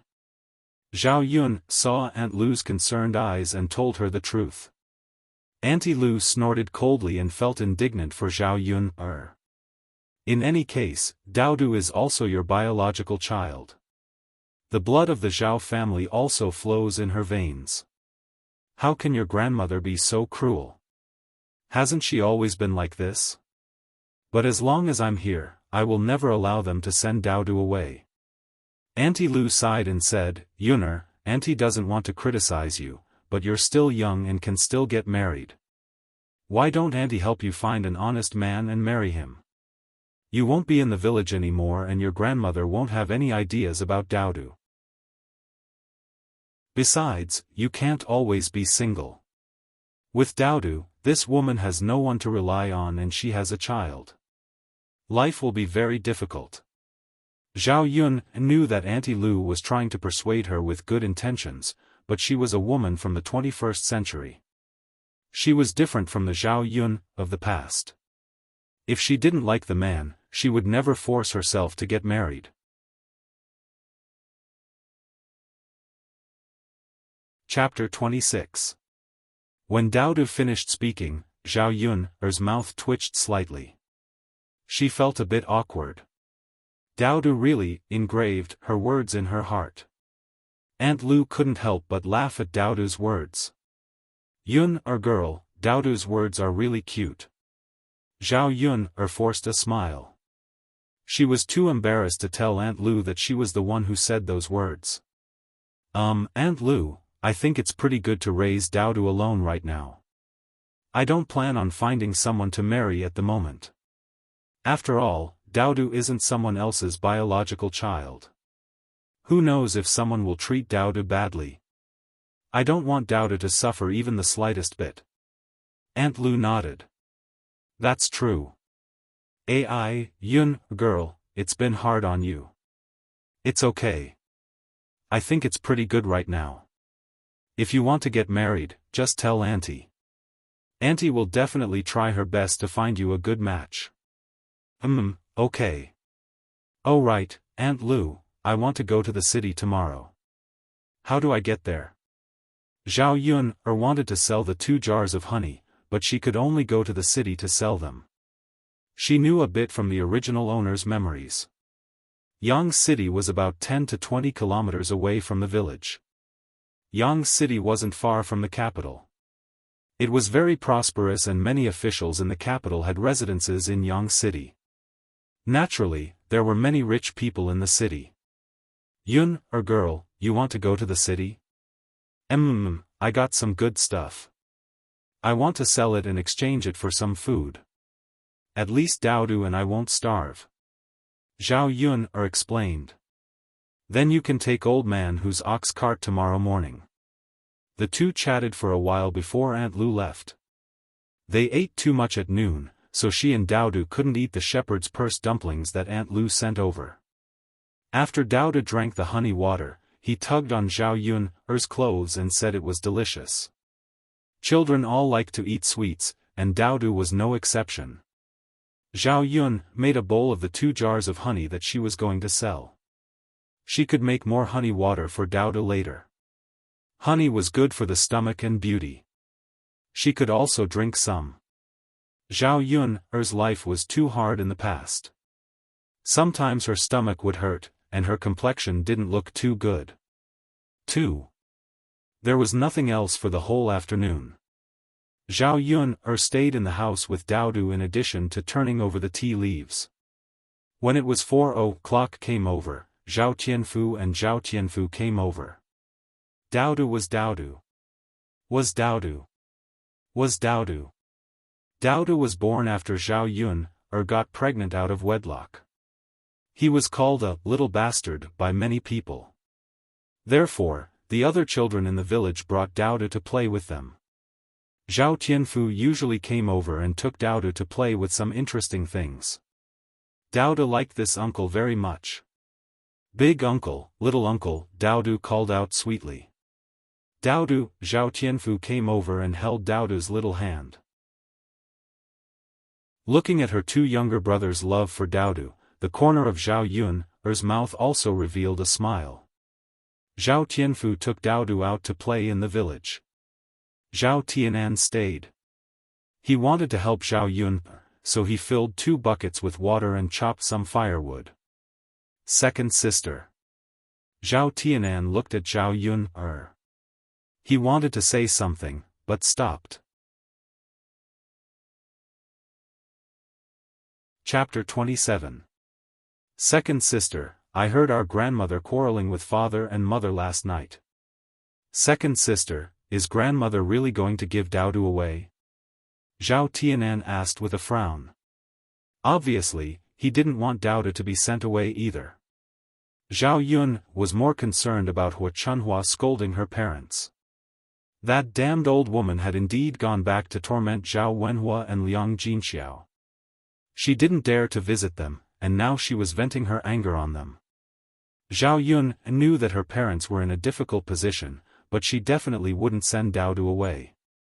Tianan, if grandmother bullies father and mother in the future, tell second sister. Second sister, are you going to help father and mother? Zhao Yun puffed out her chest. Of course. I can't let father and mother be bullied. Besides, father and mother were scolded by grandmother because of Daodu. Yes, second sister, then I'll protect father and mother in the future. I'm already so old, and I have the ability. I'll also protect second sister and Daodu. I won't let grandmother send Daodu away. Zhao Yun's heart warmed. She smiled at Zhao Tianan and said, Tianan, you're so good. Second sister has a good younger brother. Zhao Tianan touched his head shyly. Second sister, this is what I should do. We're family. Huh, you're right. Go and rest. Second sister will cook. Yes, yes. Zhao Yun killed all the pigeons, plucked their feathers, and cut open their bellies. Her movements were very nimble, and then she put them into the pot to stew. A pot of pigeon soup was stewed, and it smelled similar to chicken soup. Zhao Yun rolled out some noodles, enough for a few people, and put them into the pot to cook. After a while, a fragrant dinner was ready. Zhao Tianfu had already returned with Daodu. Zhao Tianfu was still young, so compared to Zhao Tianan, he seemed a little greedy. He ate the noodles and pigeon meat, almost wolfing them down. As she ate, she smiled at Zhao Yun. Second sister, it's really delicious. Zhao Yun felt a little sour in her heart. The children of ancient times were really pitiful. Zhao Yun said softly, if it's delicious, then eat more. Second sister made a lot. Zhao Tianfu smiled and nodded. Zhao Tianan poked Zhao Tianfu with his elbow and whispered into Zhao Tianan's ear, Tianfu, don't eat too much. Leave some for second sister and Daodu. Oh. Zhao Tianfu reacted. After finishing a bowl, he sat on the stool and wiped his mouth. He was too embarrassed to continue eating. Zhao Yun said, Tianfu, second sister will go and get more for you. Zhao Tianfu hurriedly waved his hand and smiled shyly. No need, second sister. I'm full. Tianfu, don't be shy. Eat more if you like. It's not like second sister doesn't have it here. There's still a lot left in the pot. Zhao Tianfu licked his lower lip, looking as if he hadn't had enough, but he suppressed himself and was too embarrassed to speak. He looked at Zhao Tianan and asked for Zhao Tianan's opinion.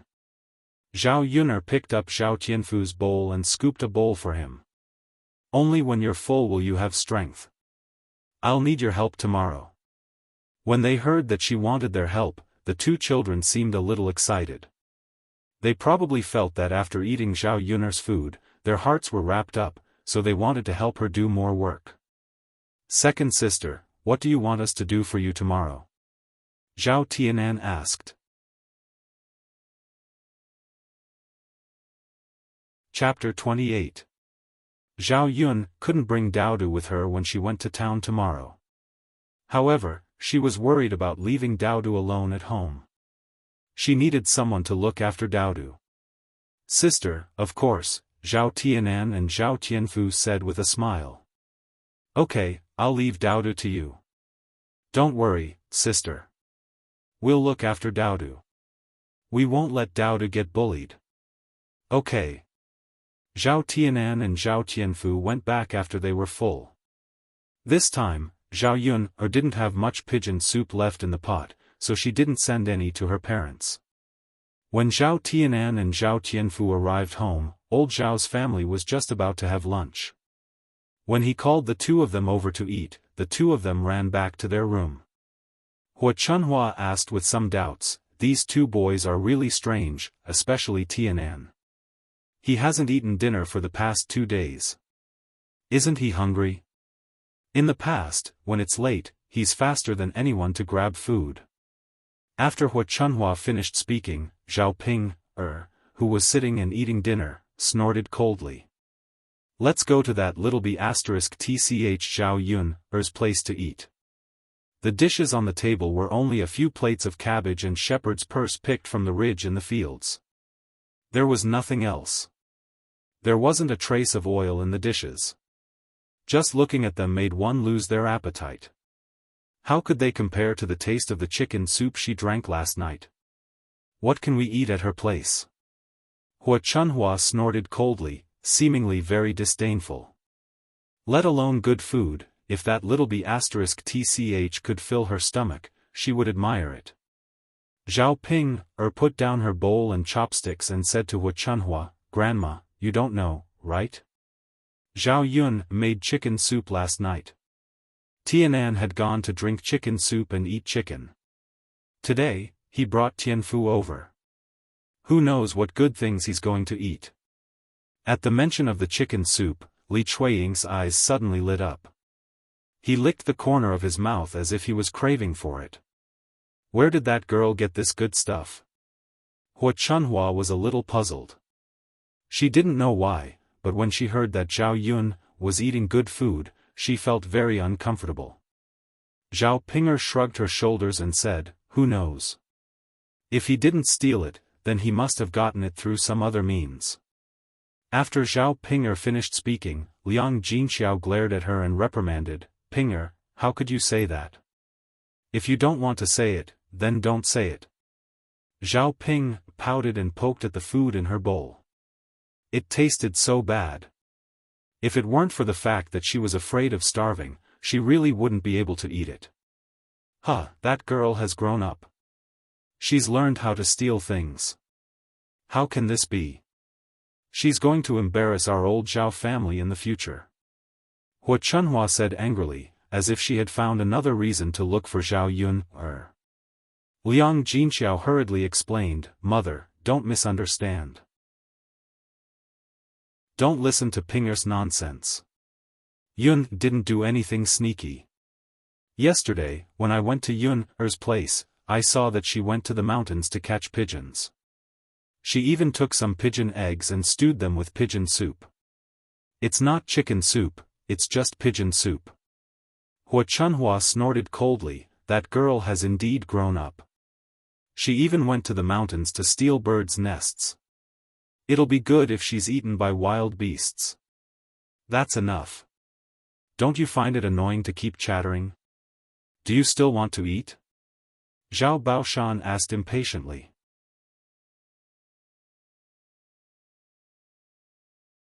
Chapter 29. Hua Chunhua was afraid that Zhao Baoshan would be unhappy, so she immediately sat down and started eating. Zhao Baoshan didn't say anything. In ancient times, men were everything. Even a woman like Hua Chunhua was extremely obedient to her man. Li Chuiying swallowed her saliva and smiled at Hua Chunhua. "Mother, when are we going to get some meat to eat? We haven't seen any minced meat since the new year, and there isn't even a bit of oil in the dishes. The boys in the family are growing, so they can't keep eating these. We should buy some good food to nourish them from time to time."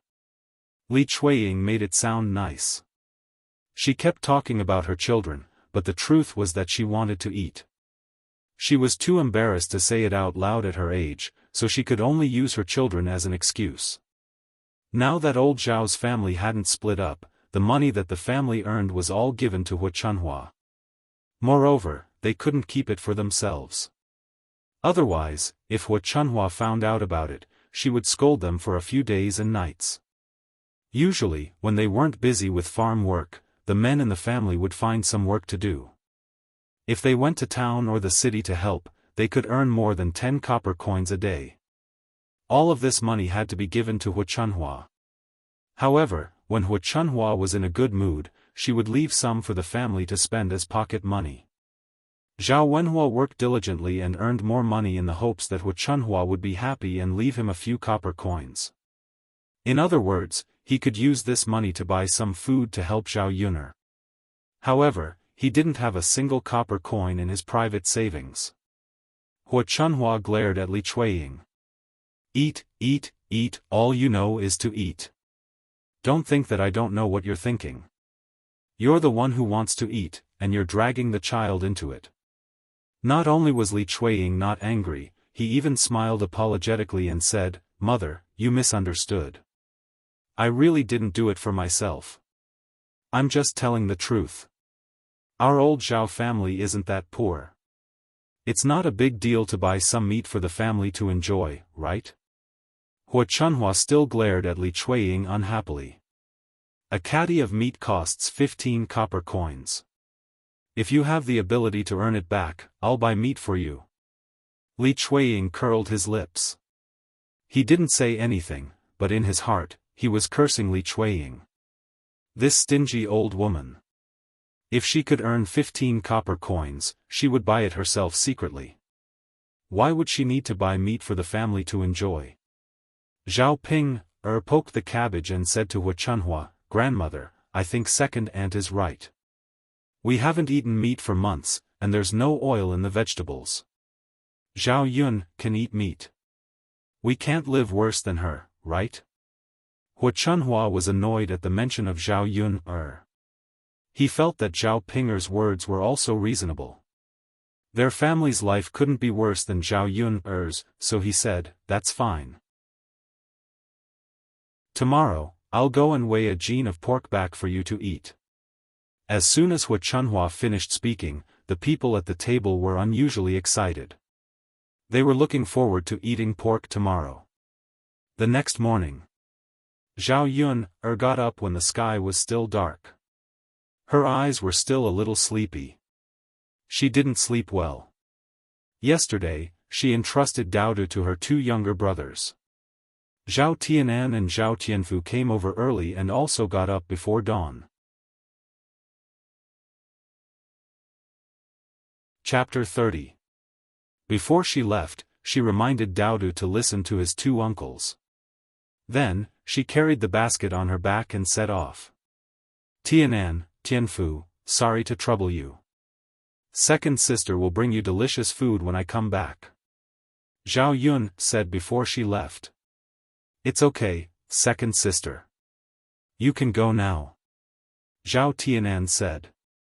Although Zhao Yun said that she would bring them delicious food, the two younger brothers did not expect Zhao Yun to really bring them food. After all, the dinner they had at Zhao Yun's place was already delicious. Zhao Yun followed Aunt Lu's instructions and went to Old Man Hu's house to take the ox cart. It cost 3 copper coins per person to go there and 6 copper coins for a round trip. Zhao Yun did not have a single copper coin on hand now. She had to borrow money from Aunt Lu to take the ox cart. When she arrived at Old Man Hu's house, there were already a few people sitting in Old Man Hu's cart. They were all preparing to go to the city market. In addition to farming at home, the villagers would also go to the city to sell things in their free time. Some of them sold vegetables, some of them sold silk flowers, and some of them sold other things that they had woven themselves. Although they could not sell for much money, they could more or less supplement the family's income. The game that Lu Lei hunted on a daily basis, except for the people in the village who would buy some, most of it would be sold in the city. The restaurants in the city liked to buy game and would usually offer a good price. When they saw Zhao Yun go over, the madams in the carriage began to chatter. The matter of Zhao Yun giving birth out of wedlock caused the people in the village to more or less gossip about her. Usually, no one was willing to pay attention to her.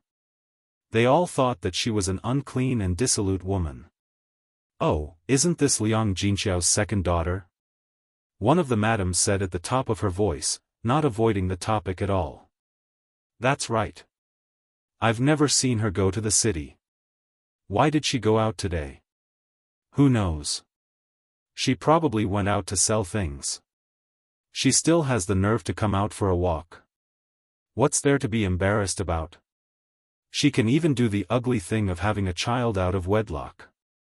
What else can't she do? That's true. TSK, TSK, TSK. Just by looking at their lofty ideals, the shady business they did was disgusting. Sigh, if it was my daughter, I would have broken half of her leg. These women just had nothing to do and were bored to death. When they finally had something to talk about, they liked to grab onto it and not let it go. Make fun of yourself by making fun of others. Even in front of Zhao Yun'er, he did not know how to restrain himself. Zhao Yun'er was too lazy to argue with these women.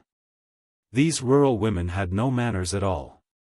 If he argued with them, he would feel that it was a waste of his saliva. He would just treat it as if they were farting. Zhao Yun'er walked over with a basket on her back. Father Hu greeted Zhao Yun'er amiably. Yun'er, you're also going to the city today? Zhao Yun'er also smiled and nodded at Father Hu.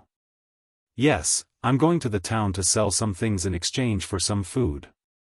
Father Hu laughed happily and said, Yun'er, get on the carriage. It's still spacious.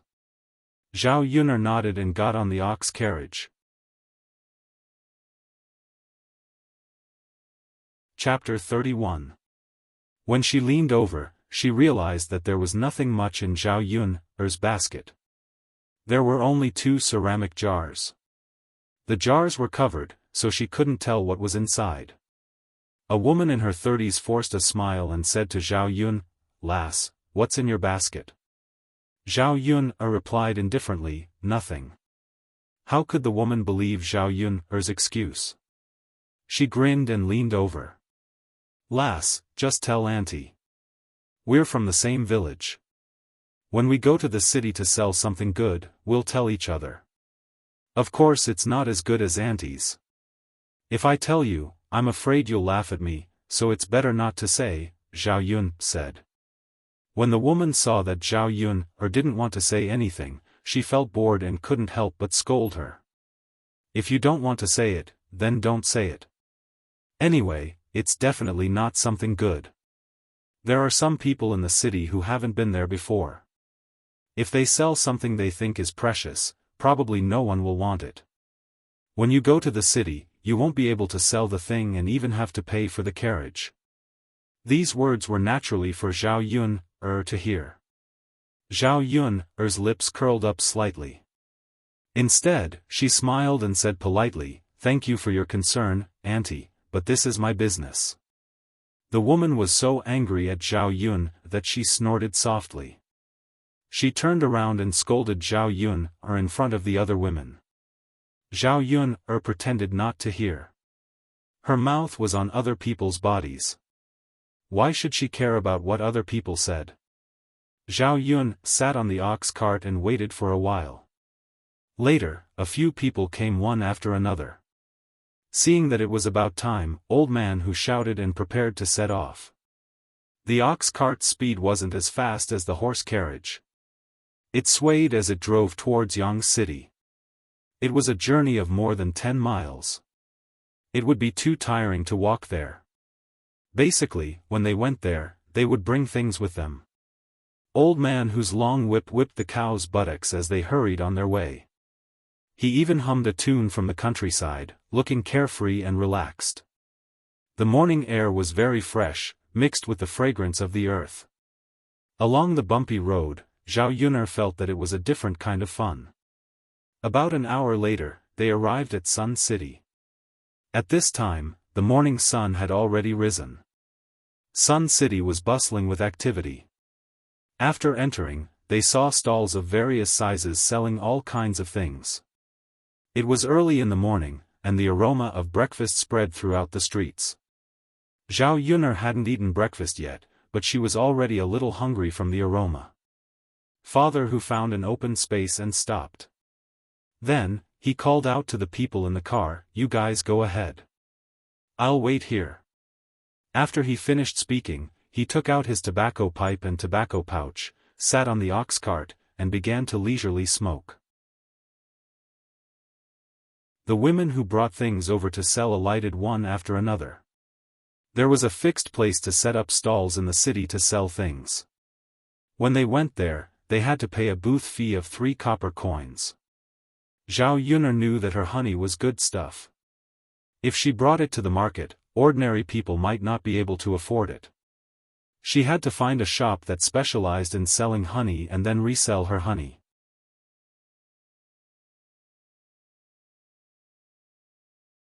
Chapter 32.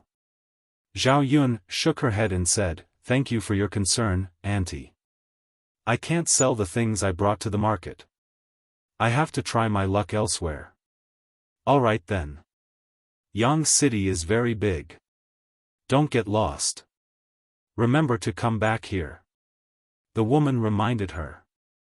Zhao Yun nodded. "Thank you, Auntie." With that, she carried the basket on her back and walked on the streets of Yang City.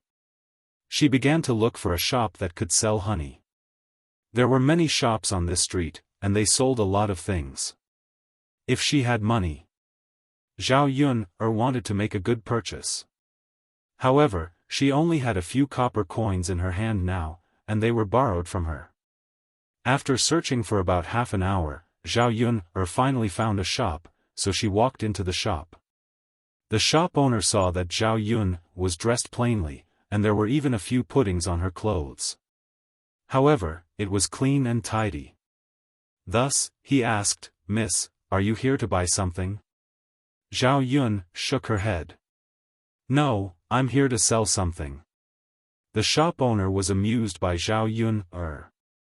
"I don't lack anything here. I wonder what you want to sell to me?" The shop owner was still polite and did not chase Zhao Yun out of the shop. If it were other shops, they would probably be too lazy to listen to Zhao Yun's nagging. "I saw that you sell honey here. I have some honey, so I want to sell it to you," Zhao Yun said. As she spoke, she took out the honey from the basket on her back and handed it to the shop owner. When he opened the jar, the sweet smell of honey wafted out. The shop owner leaned forward and took a look. Actually, they had a special supply channel for their honey. They did not sell it separately. However, when he saw that Zhao Yun seemed to want to sell his honey, she was dressed plainly. Perhaps her family was in urgent need of money. He took a look at the honey. The quality was not bad. It was even more fragrant than the honey in the shop. "Take a look. What do you think of my honey?" The shopkeeper smiled at Zhao Yun and said, "That's right. It's just that this honey is basically bought by rich people. If I have too much stock, the honey might go bad. If I accept your honey, I will also be taking some risks. I can give you a slightly lower price." Zhao Yun could understand. There weren't many preservatives in ancient times, and things couldn't be left aside forever. "Then tell me the price. I can accept it. I'll definitely sell it." She was currently in need of money. No matter how much she could earn, it was better than not having any money at all. "Miss, I'll give you 800 copper coins for these 2 jars of honey. What do you think?" This price was actually higher than Zhao Yun's expectations. The shop owner would buy it from her and then sell it. In the middle, he would more or less receive some profit. Looking at the shop owner, she realized that he was a shrewd businessman.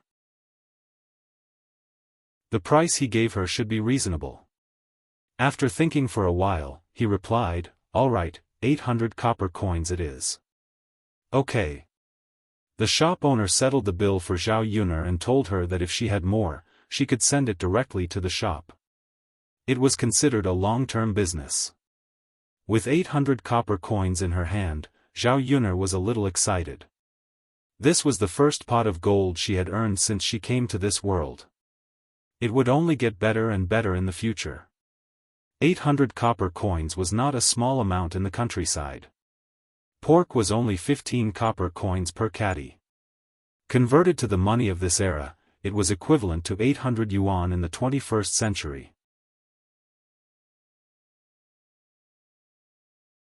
Chapter 33. She had to buy more oil, salt, soy sauce, vinegar, and food. She had to be frugal with these 800 copper coins. Zhao Yun went to the market, looked at a few rice shops, and picked one with a relatively good price. In ancient times, there were different types of rice, brown rice and polished rice, and the prices were different. Brown rice was cheaper, a caddy of corn cost 5 copper coins, while polished rice cost 8 copper coins. According to the modern market price, food was slightly more expensive. The production of food in ancient times was not as good as in modern times. There were no hybrid rice, and there were no pesticides. The production of food was also much lower. Zhao Yun bought 10 caddies of brown rice and polished rice, and also bought 5 caddies of flour. One caddy cost 7 copper coins, and she spent a total of 165 copper coins. The oil tank at home was almost empty, and she bought 5 caddies of rapeseed oil, salt, soy sauce, vinegar, and some white sugar, and she spent a total of 200 copper coins. She spent more than half of the money on a casual purchase. Although Zhao Yun was a little distressed, she had to buy these things, and they were indispensable. She hoped that she and Daodu could live a more refined life. If the money was gone, she could earn more. Zhao Yun's basket was gradually filled to the brim. Just as she was about to carry the basket and leave the grocery store, she saw an old man shouting, "Catch the thief, catch the thief, my money bag was stolen." In front of the old man, a young man in his early 20s was holding a money bag, and he was running forward in a panic. The old man looked anxious. The money in the money bag must be very important to him. Zhao Yun had been a police officer for so many years, and when she saw a thief, she habitually went to catch him. She put the basket in the grocery store, and said to the shop owner, "Please help me take care of it, I'll come back to get it later." After saying that, he dashed out. Although Zhao Yun's body was a little weak, she was still agile, and her light body shuttled through the crowd, and she was still quite fast. Soon, she caught the thief. Zhao Yun grabbed the thief's shoulder, and angrily said to the thief, "You dare to steal money in broad daylight, you're really capable. Hurry up and hand over the money bag, or else I won't be polite to you." When the thief saw that it was a young lady's house, he wasn't afraid at all. He was a man. Could it be that he couldn't beat a woman? "You stinky woman, why do you care so much? If you don't let me go, I won't be polite to you," the thief warned. As he spoke, he began to resist and wanted to break free from Zhao Yun. Zhao Yun had many years of experience in catching thieves, so she was able to easily deal with thieves who wanted to escape from her hands. Seeing that the thief was about to resist, Zhao Yun twisted the thief's arm, and the sound of a pig howling could be heard. "Ouch, ouch, ouch. You stinking woman, let go of me," the thief shouted. Zhao Yun's lips curled into a faint smile. "If I want to let you go, it's very simple. Hurry up and hand over the money bag." I'll hand it over, okay?" the thief said. "Give it to me." Zhao Yun stretched out a hand in front of the thief, indicating that the thief should hand over the money bag to her. The thief pretended to hand it over, but he tried to break free.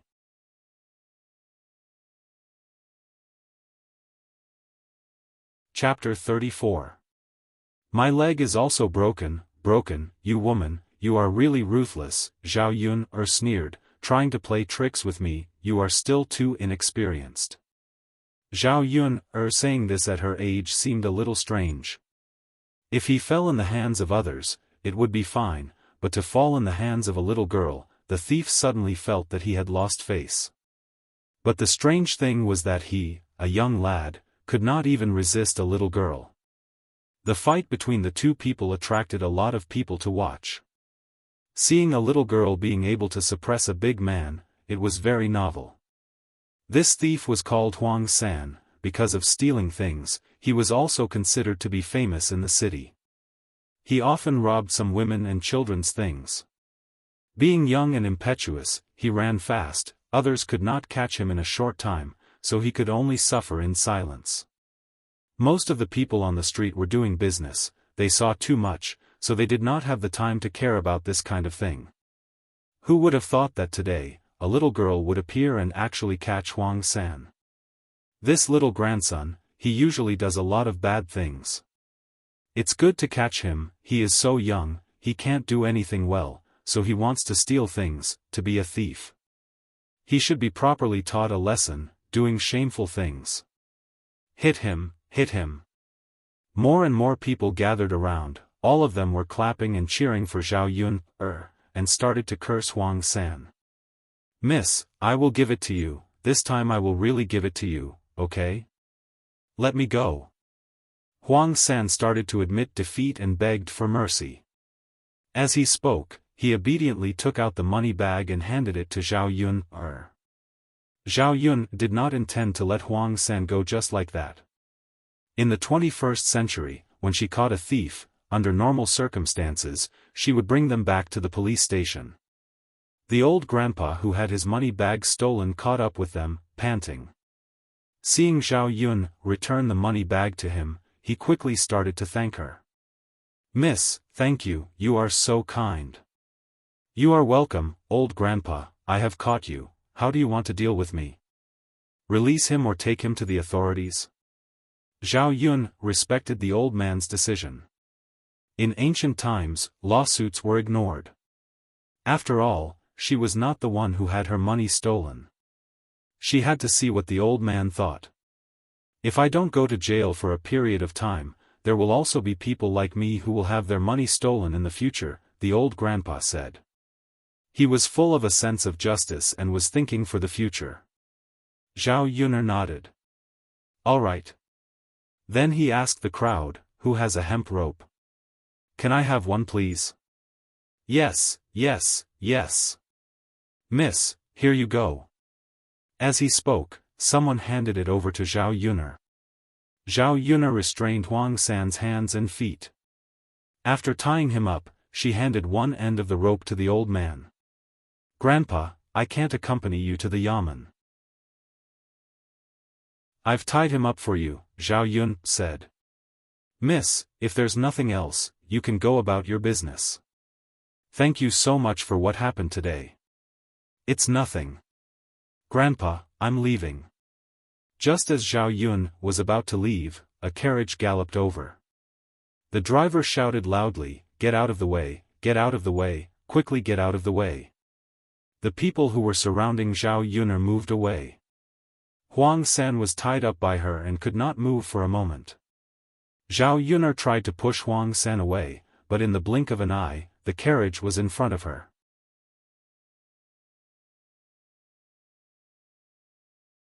Chapter 35. Because of the sudden braking, the carriage went to the side. The driver nervously asked the person inside the carriage, "Young master, are you all right?" A cold voice came from inside. "I'm fine." The driver let out a sigh of relief and then said to Zhao Yun, in a displeased voice, "You woman, you actually blocked the young master's path. Do you not want your life anymore?" Originally, Zhao Yun felt a little guilty for almost causing a car accident, but listening to the coachman's angry scolding, she suddenly became annoyed. The carriage was rampaging on the road, he wasn't afraid of hurting people. It was fine if he didn't care about other people's safety, but now he was scolding people who didn't run away in time. Zhao Yun calmly replied to the driver, "This road doesn't belong to your family, everyone can walk on it. Does the young master think he can be so overbearing? Quickly apologize to me for what you just said." The driver felt this was strange as he looked over Zhao Yun. Standing in front of him was just a country woman, wearing simple clothes. Truly an ignorant country woman. Apologize? Little girl, are you joking? With my family's young master's identity, you should make way for him when you see him? You didn't make way and almost hurt my family's young master. Not sending you to the officials is already being polite to you. Zhao Yun felt this was a bit funny as her brows jumped up.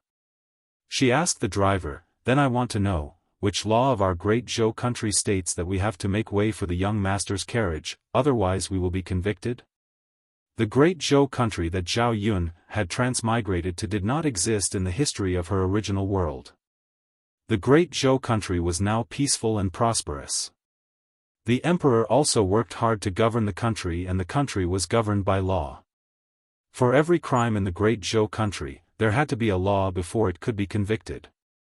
It was very similar to the laws of the 21st century. The driver didn't know what to say when he was asked by Zhao Yun, Who would have thought that this country woman would not be afraid at all after hearing the young master's name? Rather, her mind was clear and her aura suppressed him. She didn't know if she should be considered ignorant. What? Did I say something wrong? Apologize to that lady. A pleasant male voice came from inside the carriage. His voice was a little hoarse and deep, but it had a hint of masculine charm. Zhao Yun'er was immediately attracted by the voice. She walked towards the carriage, curious as to what kind of man was sitting in the carriage. Your Highness. The coachman never thought that his master would actually ask him to apologize to this country bumpkin. It was clearly this woman's fault. Apologize. The man's voice in the carriage became colder. The coachman felt helpless. He could not disobey the order, so he could only say to Zhao Yun'er, Miss, I'm sorry. It's my fault. Zhao Yun'er was not an aggressive person. Since the other party had apologized, she would not say too much. Instead, he said to the man in the carriage, Your coachman isn't much, but your master's attitude isn't bad. This lady is a great person who doesn't hold a grudge against a petty person and forgives you. The man in the carriage couldn't help but curl up the corners of his mouth. His smile had a trace of evil charm.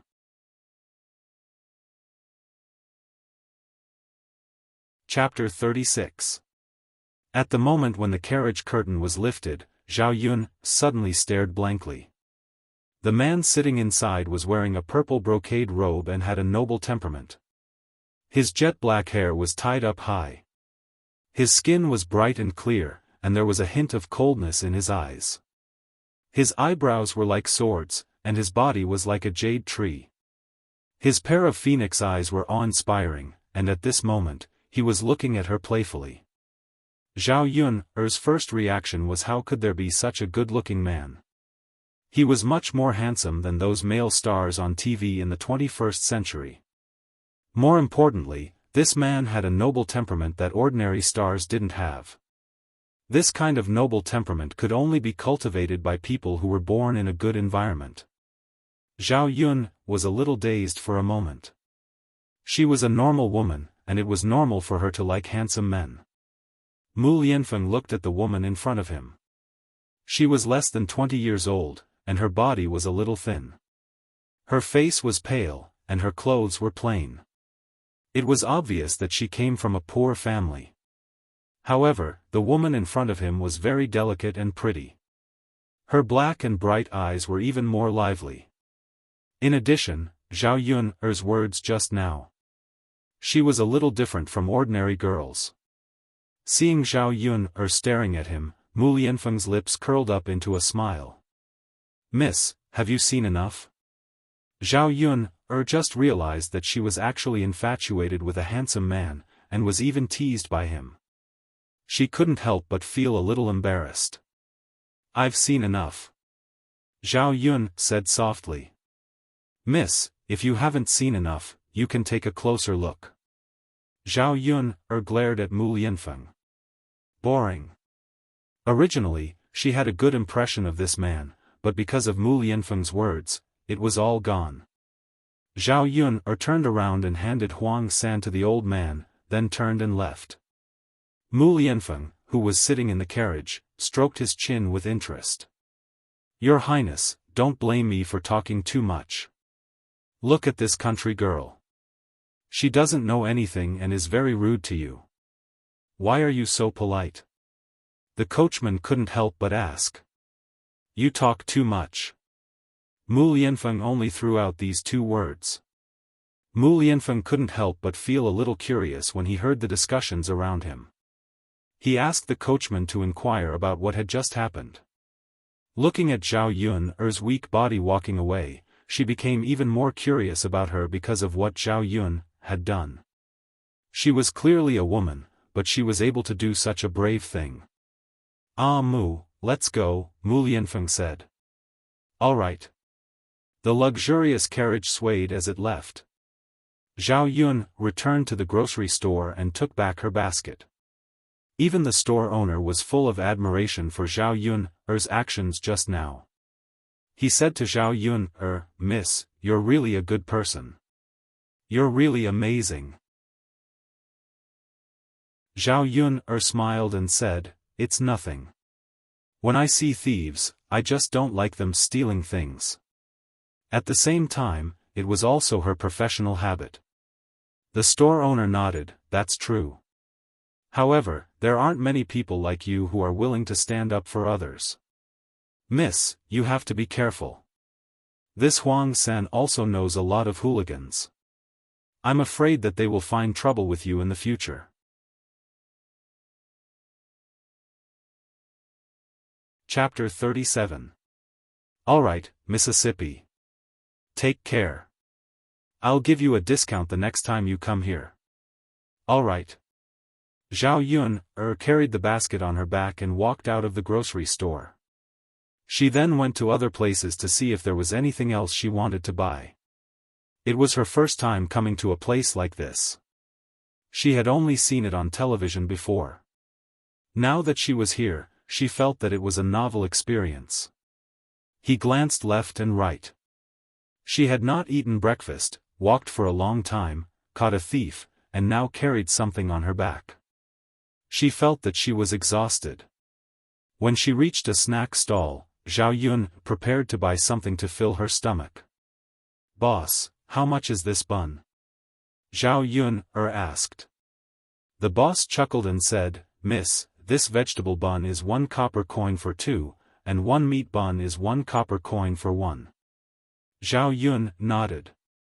After conversion, it was about the same as the prices in the 21st century. Thus, she called out to the boss of the bun shop, "Boss, give me 2 vegetable buns and 6 meat buns."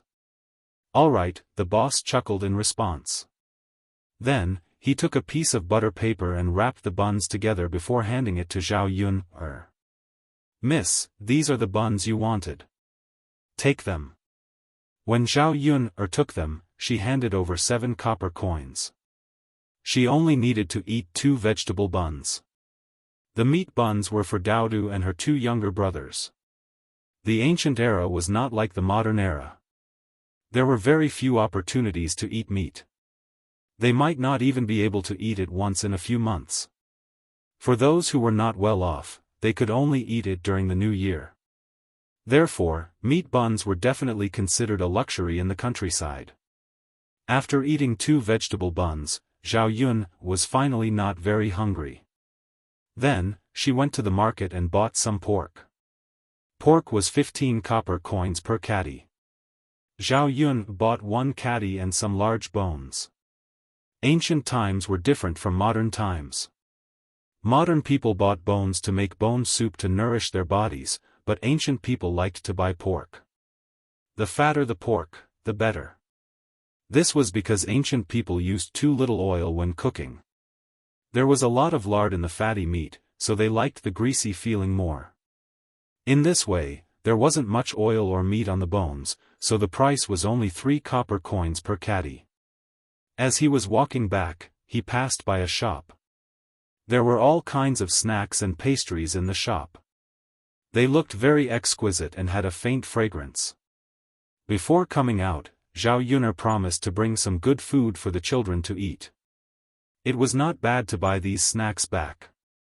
After entering the shop and asking around, Zhao Yun found that the price of these snacks and pastries was much higher than other things in this era.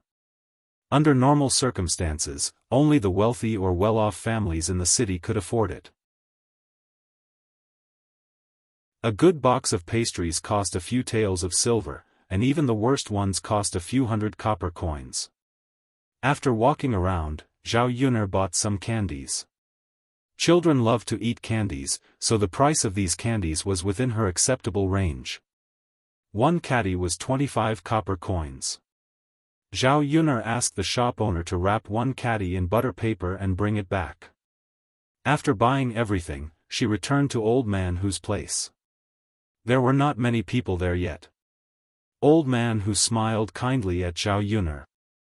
"Girl, you sold these things so quickly?" "Yes. Your basket is full. You must have bought a lot of things."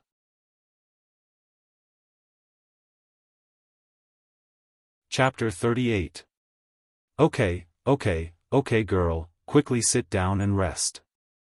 You must be tired from carrying it on your back. Wait a little longer.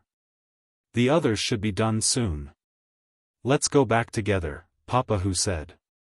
Actually, it was not easy to sell things in the city. Many times, when there was no one in the market, they might not be able to sell all the things they brought over. However, at about 10 o'clock in the morning, they would all have to come back. Papa Hu would only wait until this hour at the latest. It would take time for the carriage to reach the village. It would take an hour for the carriage to wobble. It would be just in time for lunch on the way back. Okay, Zhao Yun nodded in response. As she spoke, she sat in the carriage and put the basket on the back. She wiped the beads of sweat on her forehead and chatted with Papa Hu from time to time. From Father Hu's mouth, Zhao Yun also understood some of the situation in the city. Yang City was rich and prosperous, especially prosperous in business. There were many famous businessmen in the city, all of whom were extremely wealthy. Some were even as wealthy as a country.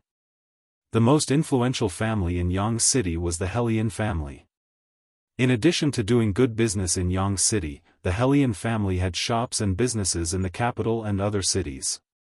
Ordinary people could only look up to these rich families. After all, the distance between them and them was still too far. Zhao Yun listened with great interest. What she was most interested in now was making money. Only by making money could she lead a good life with Daodu and live a smooth life in ancient times. After waiting for about an hour, the other women also came back. Many of them brought back things that were not sold. Business is really bad today. Look, there's still half a basket of vegetables that haven't been sold. Me too. I didn't sell many of these silk flowers. With the travel expenses, I can't even cover the capital. Business is like this. It depends on luck. Sometimes, if you're lucky, you can sell it in a while. If you're unlucky, you'll lose money. This business is not good. Yes, it's not good. Earning money is never easy. Let's take it slow. If we don't come out and try, we won't be able to earn a single cent. Anyway, we women can't do much farm work at home. Well, it's fine. I'll come again tomorrow. While they were talking, they got on the carriage and saw that Zhao Yuner had already returned. Moreover, she had bought a lot of things in her basket. Needless to say, Zhao Yuner must have sold the things she brought today.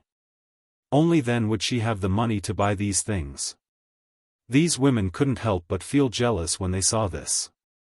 Some of them asked in a sarcastic tone, "Yuner, you must have sold a lot of things today, right?" Zhao Yuner replied faintly, "It's all right." "How is this okay?" "I think you sold it for a lot of silver, at least a few hundred copper coins." "Don't you think so?" The other women also responded, "That's for sure. The things in this basket add up to a few hundred copper coins. The things sold will definitely be worth more than that. That's really a lot of money. I sold it for so long, but I only sold it for 20 copper coins."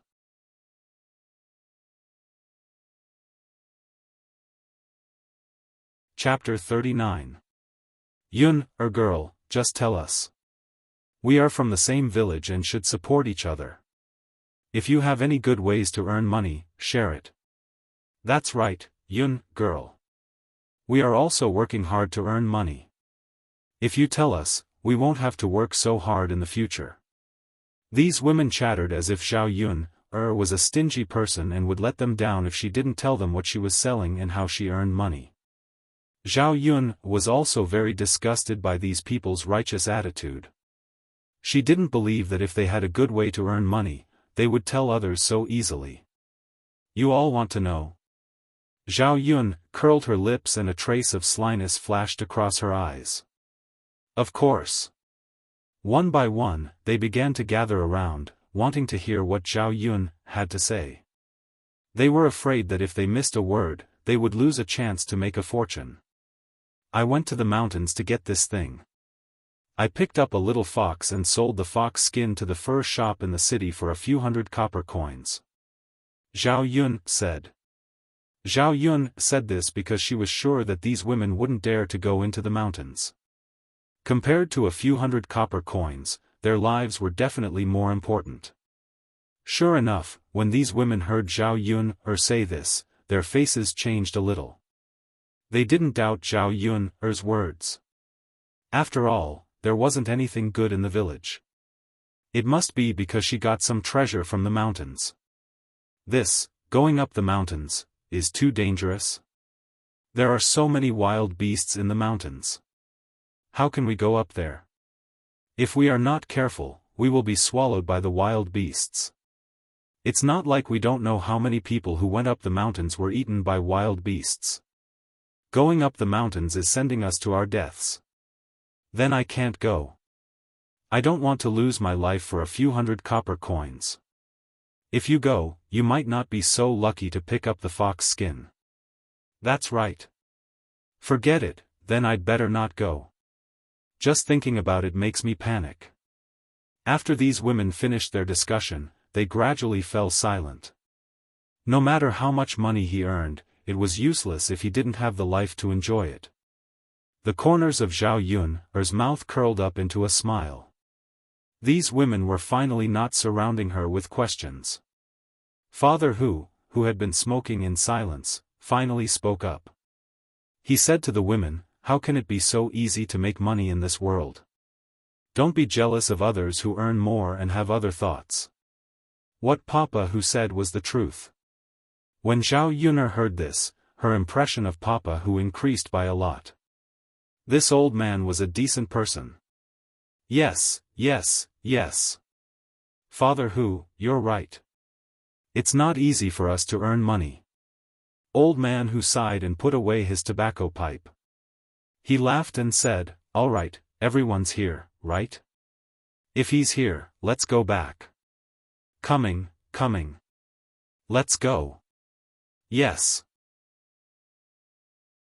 Old man Hu raised his whip and the ox cart swayed as it drove towards the village. Unknowingly, they reached home after a long journey. Zhao Yun carried a heavy basket on her back. When she saw Daodu, Zhao Tianan, and Zhao Tianfu playing together, she was relieved. She shouted to Daodu, "Daodu, mother is back."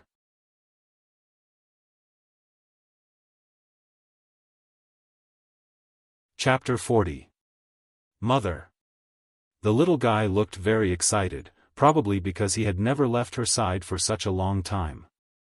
Zhao Yun patted Daodu's little head and said, "Let's go, Daodu, go inside. Mother brought you delicious food." Daodu nodded heavily and responded with a soft voice. Zhao Tianan and Zhao Tianfu also entered the room. Zhao Yun took down the basket on her back and took out a few meat buns from it.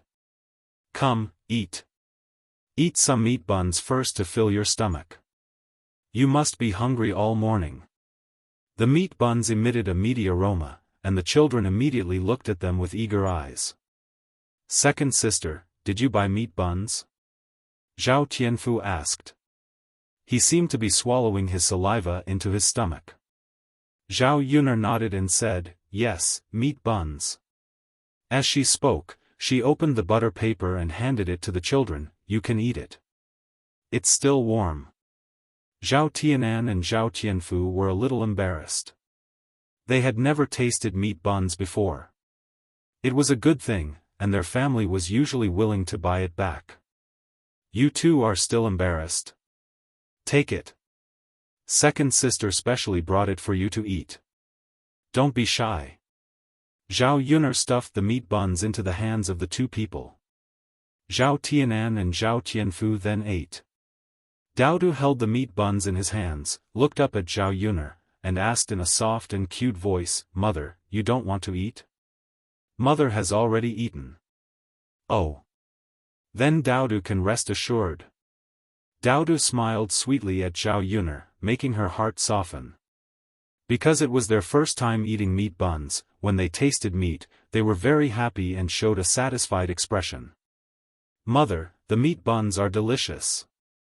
"Second sister, the meat buns are delicious. We've never eaten them before." Zhao Yuner's mouth hung a tranquil smile. "There's still meat for lunch. This is just to fill your stomachs." "Mother, there's still meat for lunch?" Daodu's beautiful eyes lit up. "Yes. Mother, Daodu likes to eat meat. Daodu is so happy. Then Daodu should eat more for lunch." Zhao Yuner smiled and touched Daodu's little face. This little guy really needed some nourishment. When she earned more money, she would feed Daodu until he was chubbier and cuter. It was better for children to be chubby. "Second sister, Tianfu and I should go back at noon," Zhao Tianan said. She had been eating at Zhao Yuner's place for several meals in a row. She felt that it was not very good. "What's wrong, Tianan? Can't you eat at second sister's place?" "No. Second sister, I always eat at your place. I feel bad about it." "Haha, what's wrong with that? Why are you always so polite with me? In the future, second sister will often go out. Will I be embarrassed to ask you to help me look after Daodu? Second sister, if you're polite with me, then I won't ask you for help in the future. We're a family, so there's no need to draw such a clear line." Zhao Tianan bit his lower lip. He was convinced by Zhao Yuner. "Okay, second sister, then I'll stay and eat." "That's right. Not only this time, you can't say such things to me in the future." Zhao Yuner took out the candy from the basket and stuffed some into the children's hands. Then she let them go out to play and come back later. She was going to make lunch.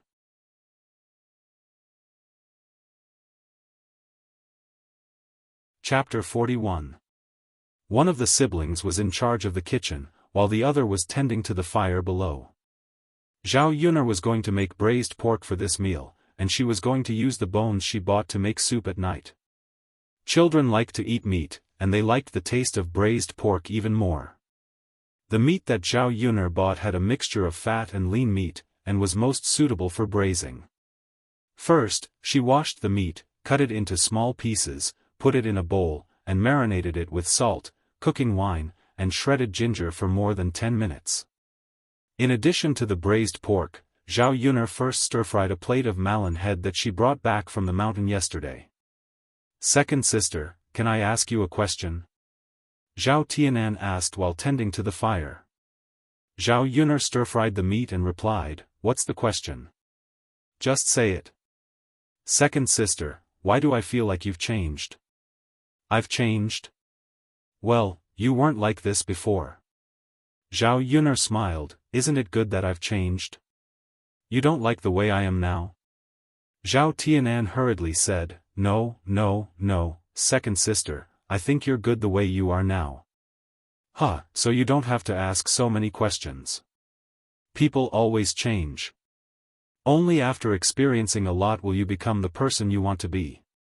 For example, in the past, second sister would only be bullied, causing Daodu to be wronged. Now, second sister wants to be stronger and let herself and Daodu live a good life. Zhao Tianan nodded heavily. "Second sister, you're right. Tianan, make the fire bigger. Second sister needs to roast meat now." Zhao Yuner called out. "Okay, second sister." This time, Zhao Yuner went to the city and bought some of the seasonings that she usually needed for cooking. Compared to grain, these things were not expensive. After the oil was heated up, Zhao Yuner put the chopped ginger, garlic and other ingredients into the pot and stir-fried for a while. Then, she put in the meat, and added some soy sauce and other seasonings. Not long after, the kitchen was filled with the aroma of meat. Zhao Tianan only felt that the aroma of the meat was too alluring. In the past, the roasted meat at home didn't smell like this. The saliva in his mouth kept flowing into his stomach. When the broth in the pot gradually decreased, Zhao Yuner asked Zhao Tianan to reduce the heat and began to collect the broth. The taste of the braised pork she made was praised by everyone as delicious. It was even better than the food cooked by the chefs of the star hotels outside. The steaming rice in the other pot was almost done. Just as she was waiting for Daodu and Zhao Tianfu to come back for dinner, she saw a 5 or 6-year-old boy running over to Zhao Yuner. He panted and said, "Daodu's mother, Daodu was beaten up by someone. Hurry over." Zhao Yuner recognized this child. He was the youngest son of the family Zhu next door, Zhu San'er. When Zhao Yuner heard this, her mind went blank for a moment. She hurriedly asked, "San'er, where was Daodu beaten up? Hurry up and take me there." "At the paddy field," Zhu San'er said. As he spoke, he stepped forward and led Zhao Yuner. Zhao Yuner ran all the way, full of worry. Daodu was still so young. What if he was hurt by other children?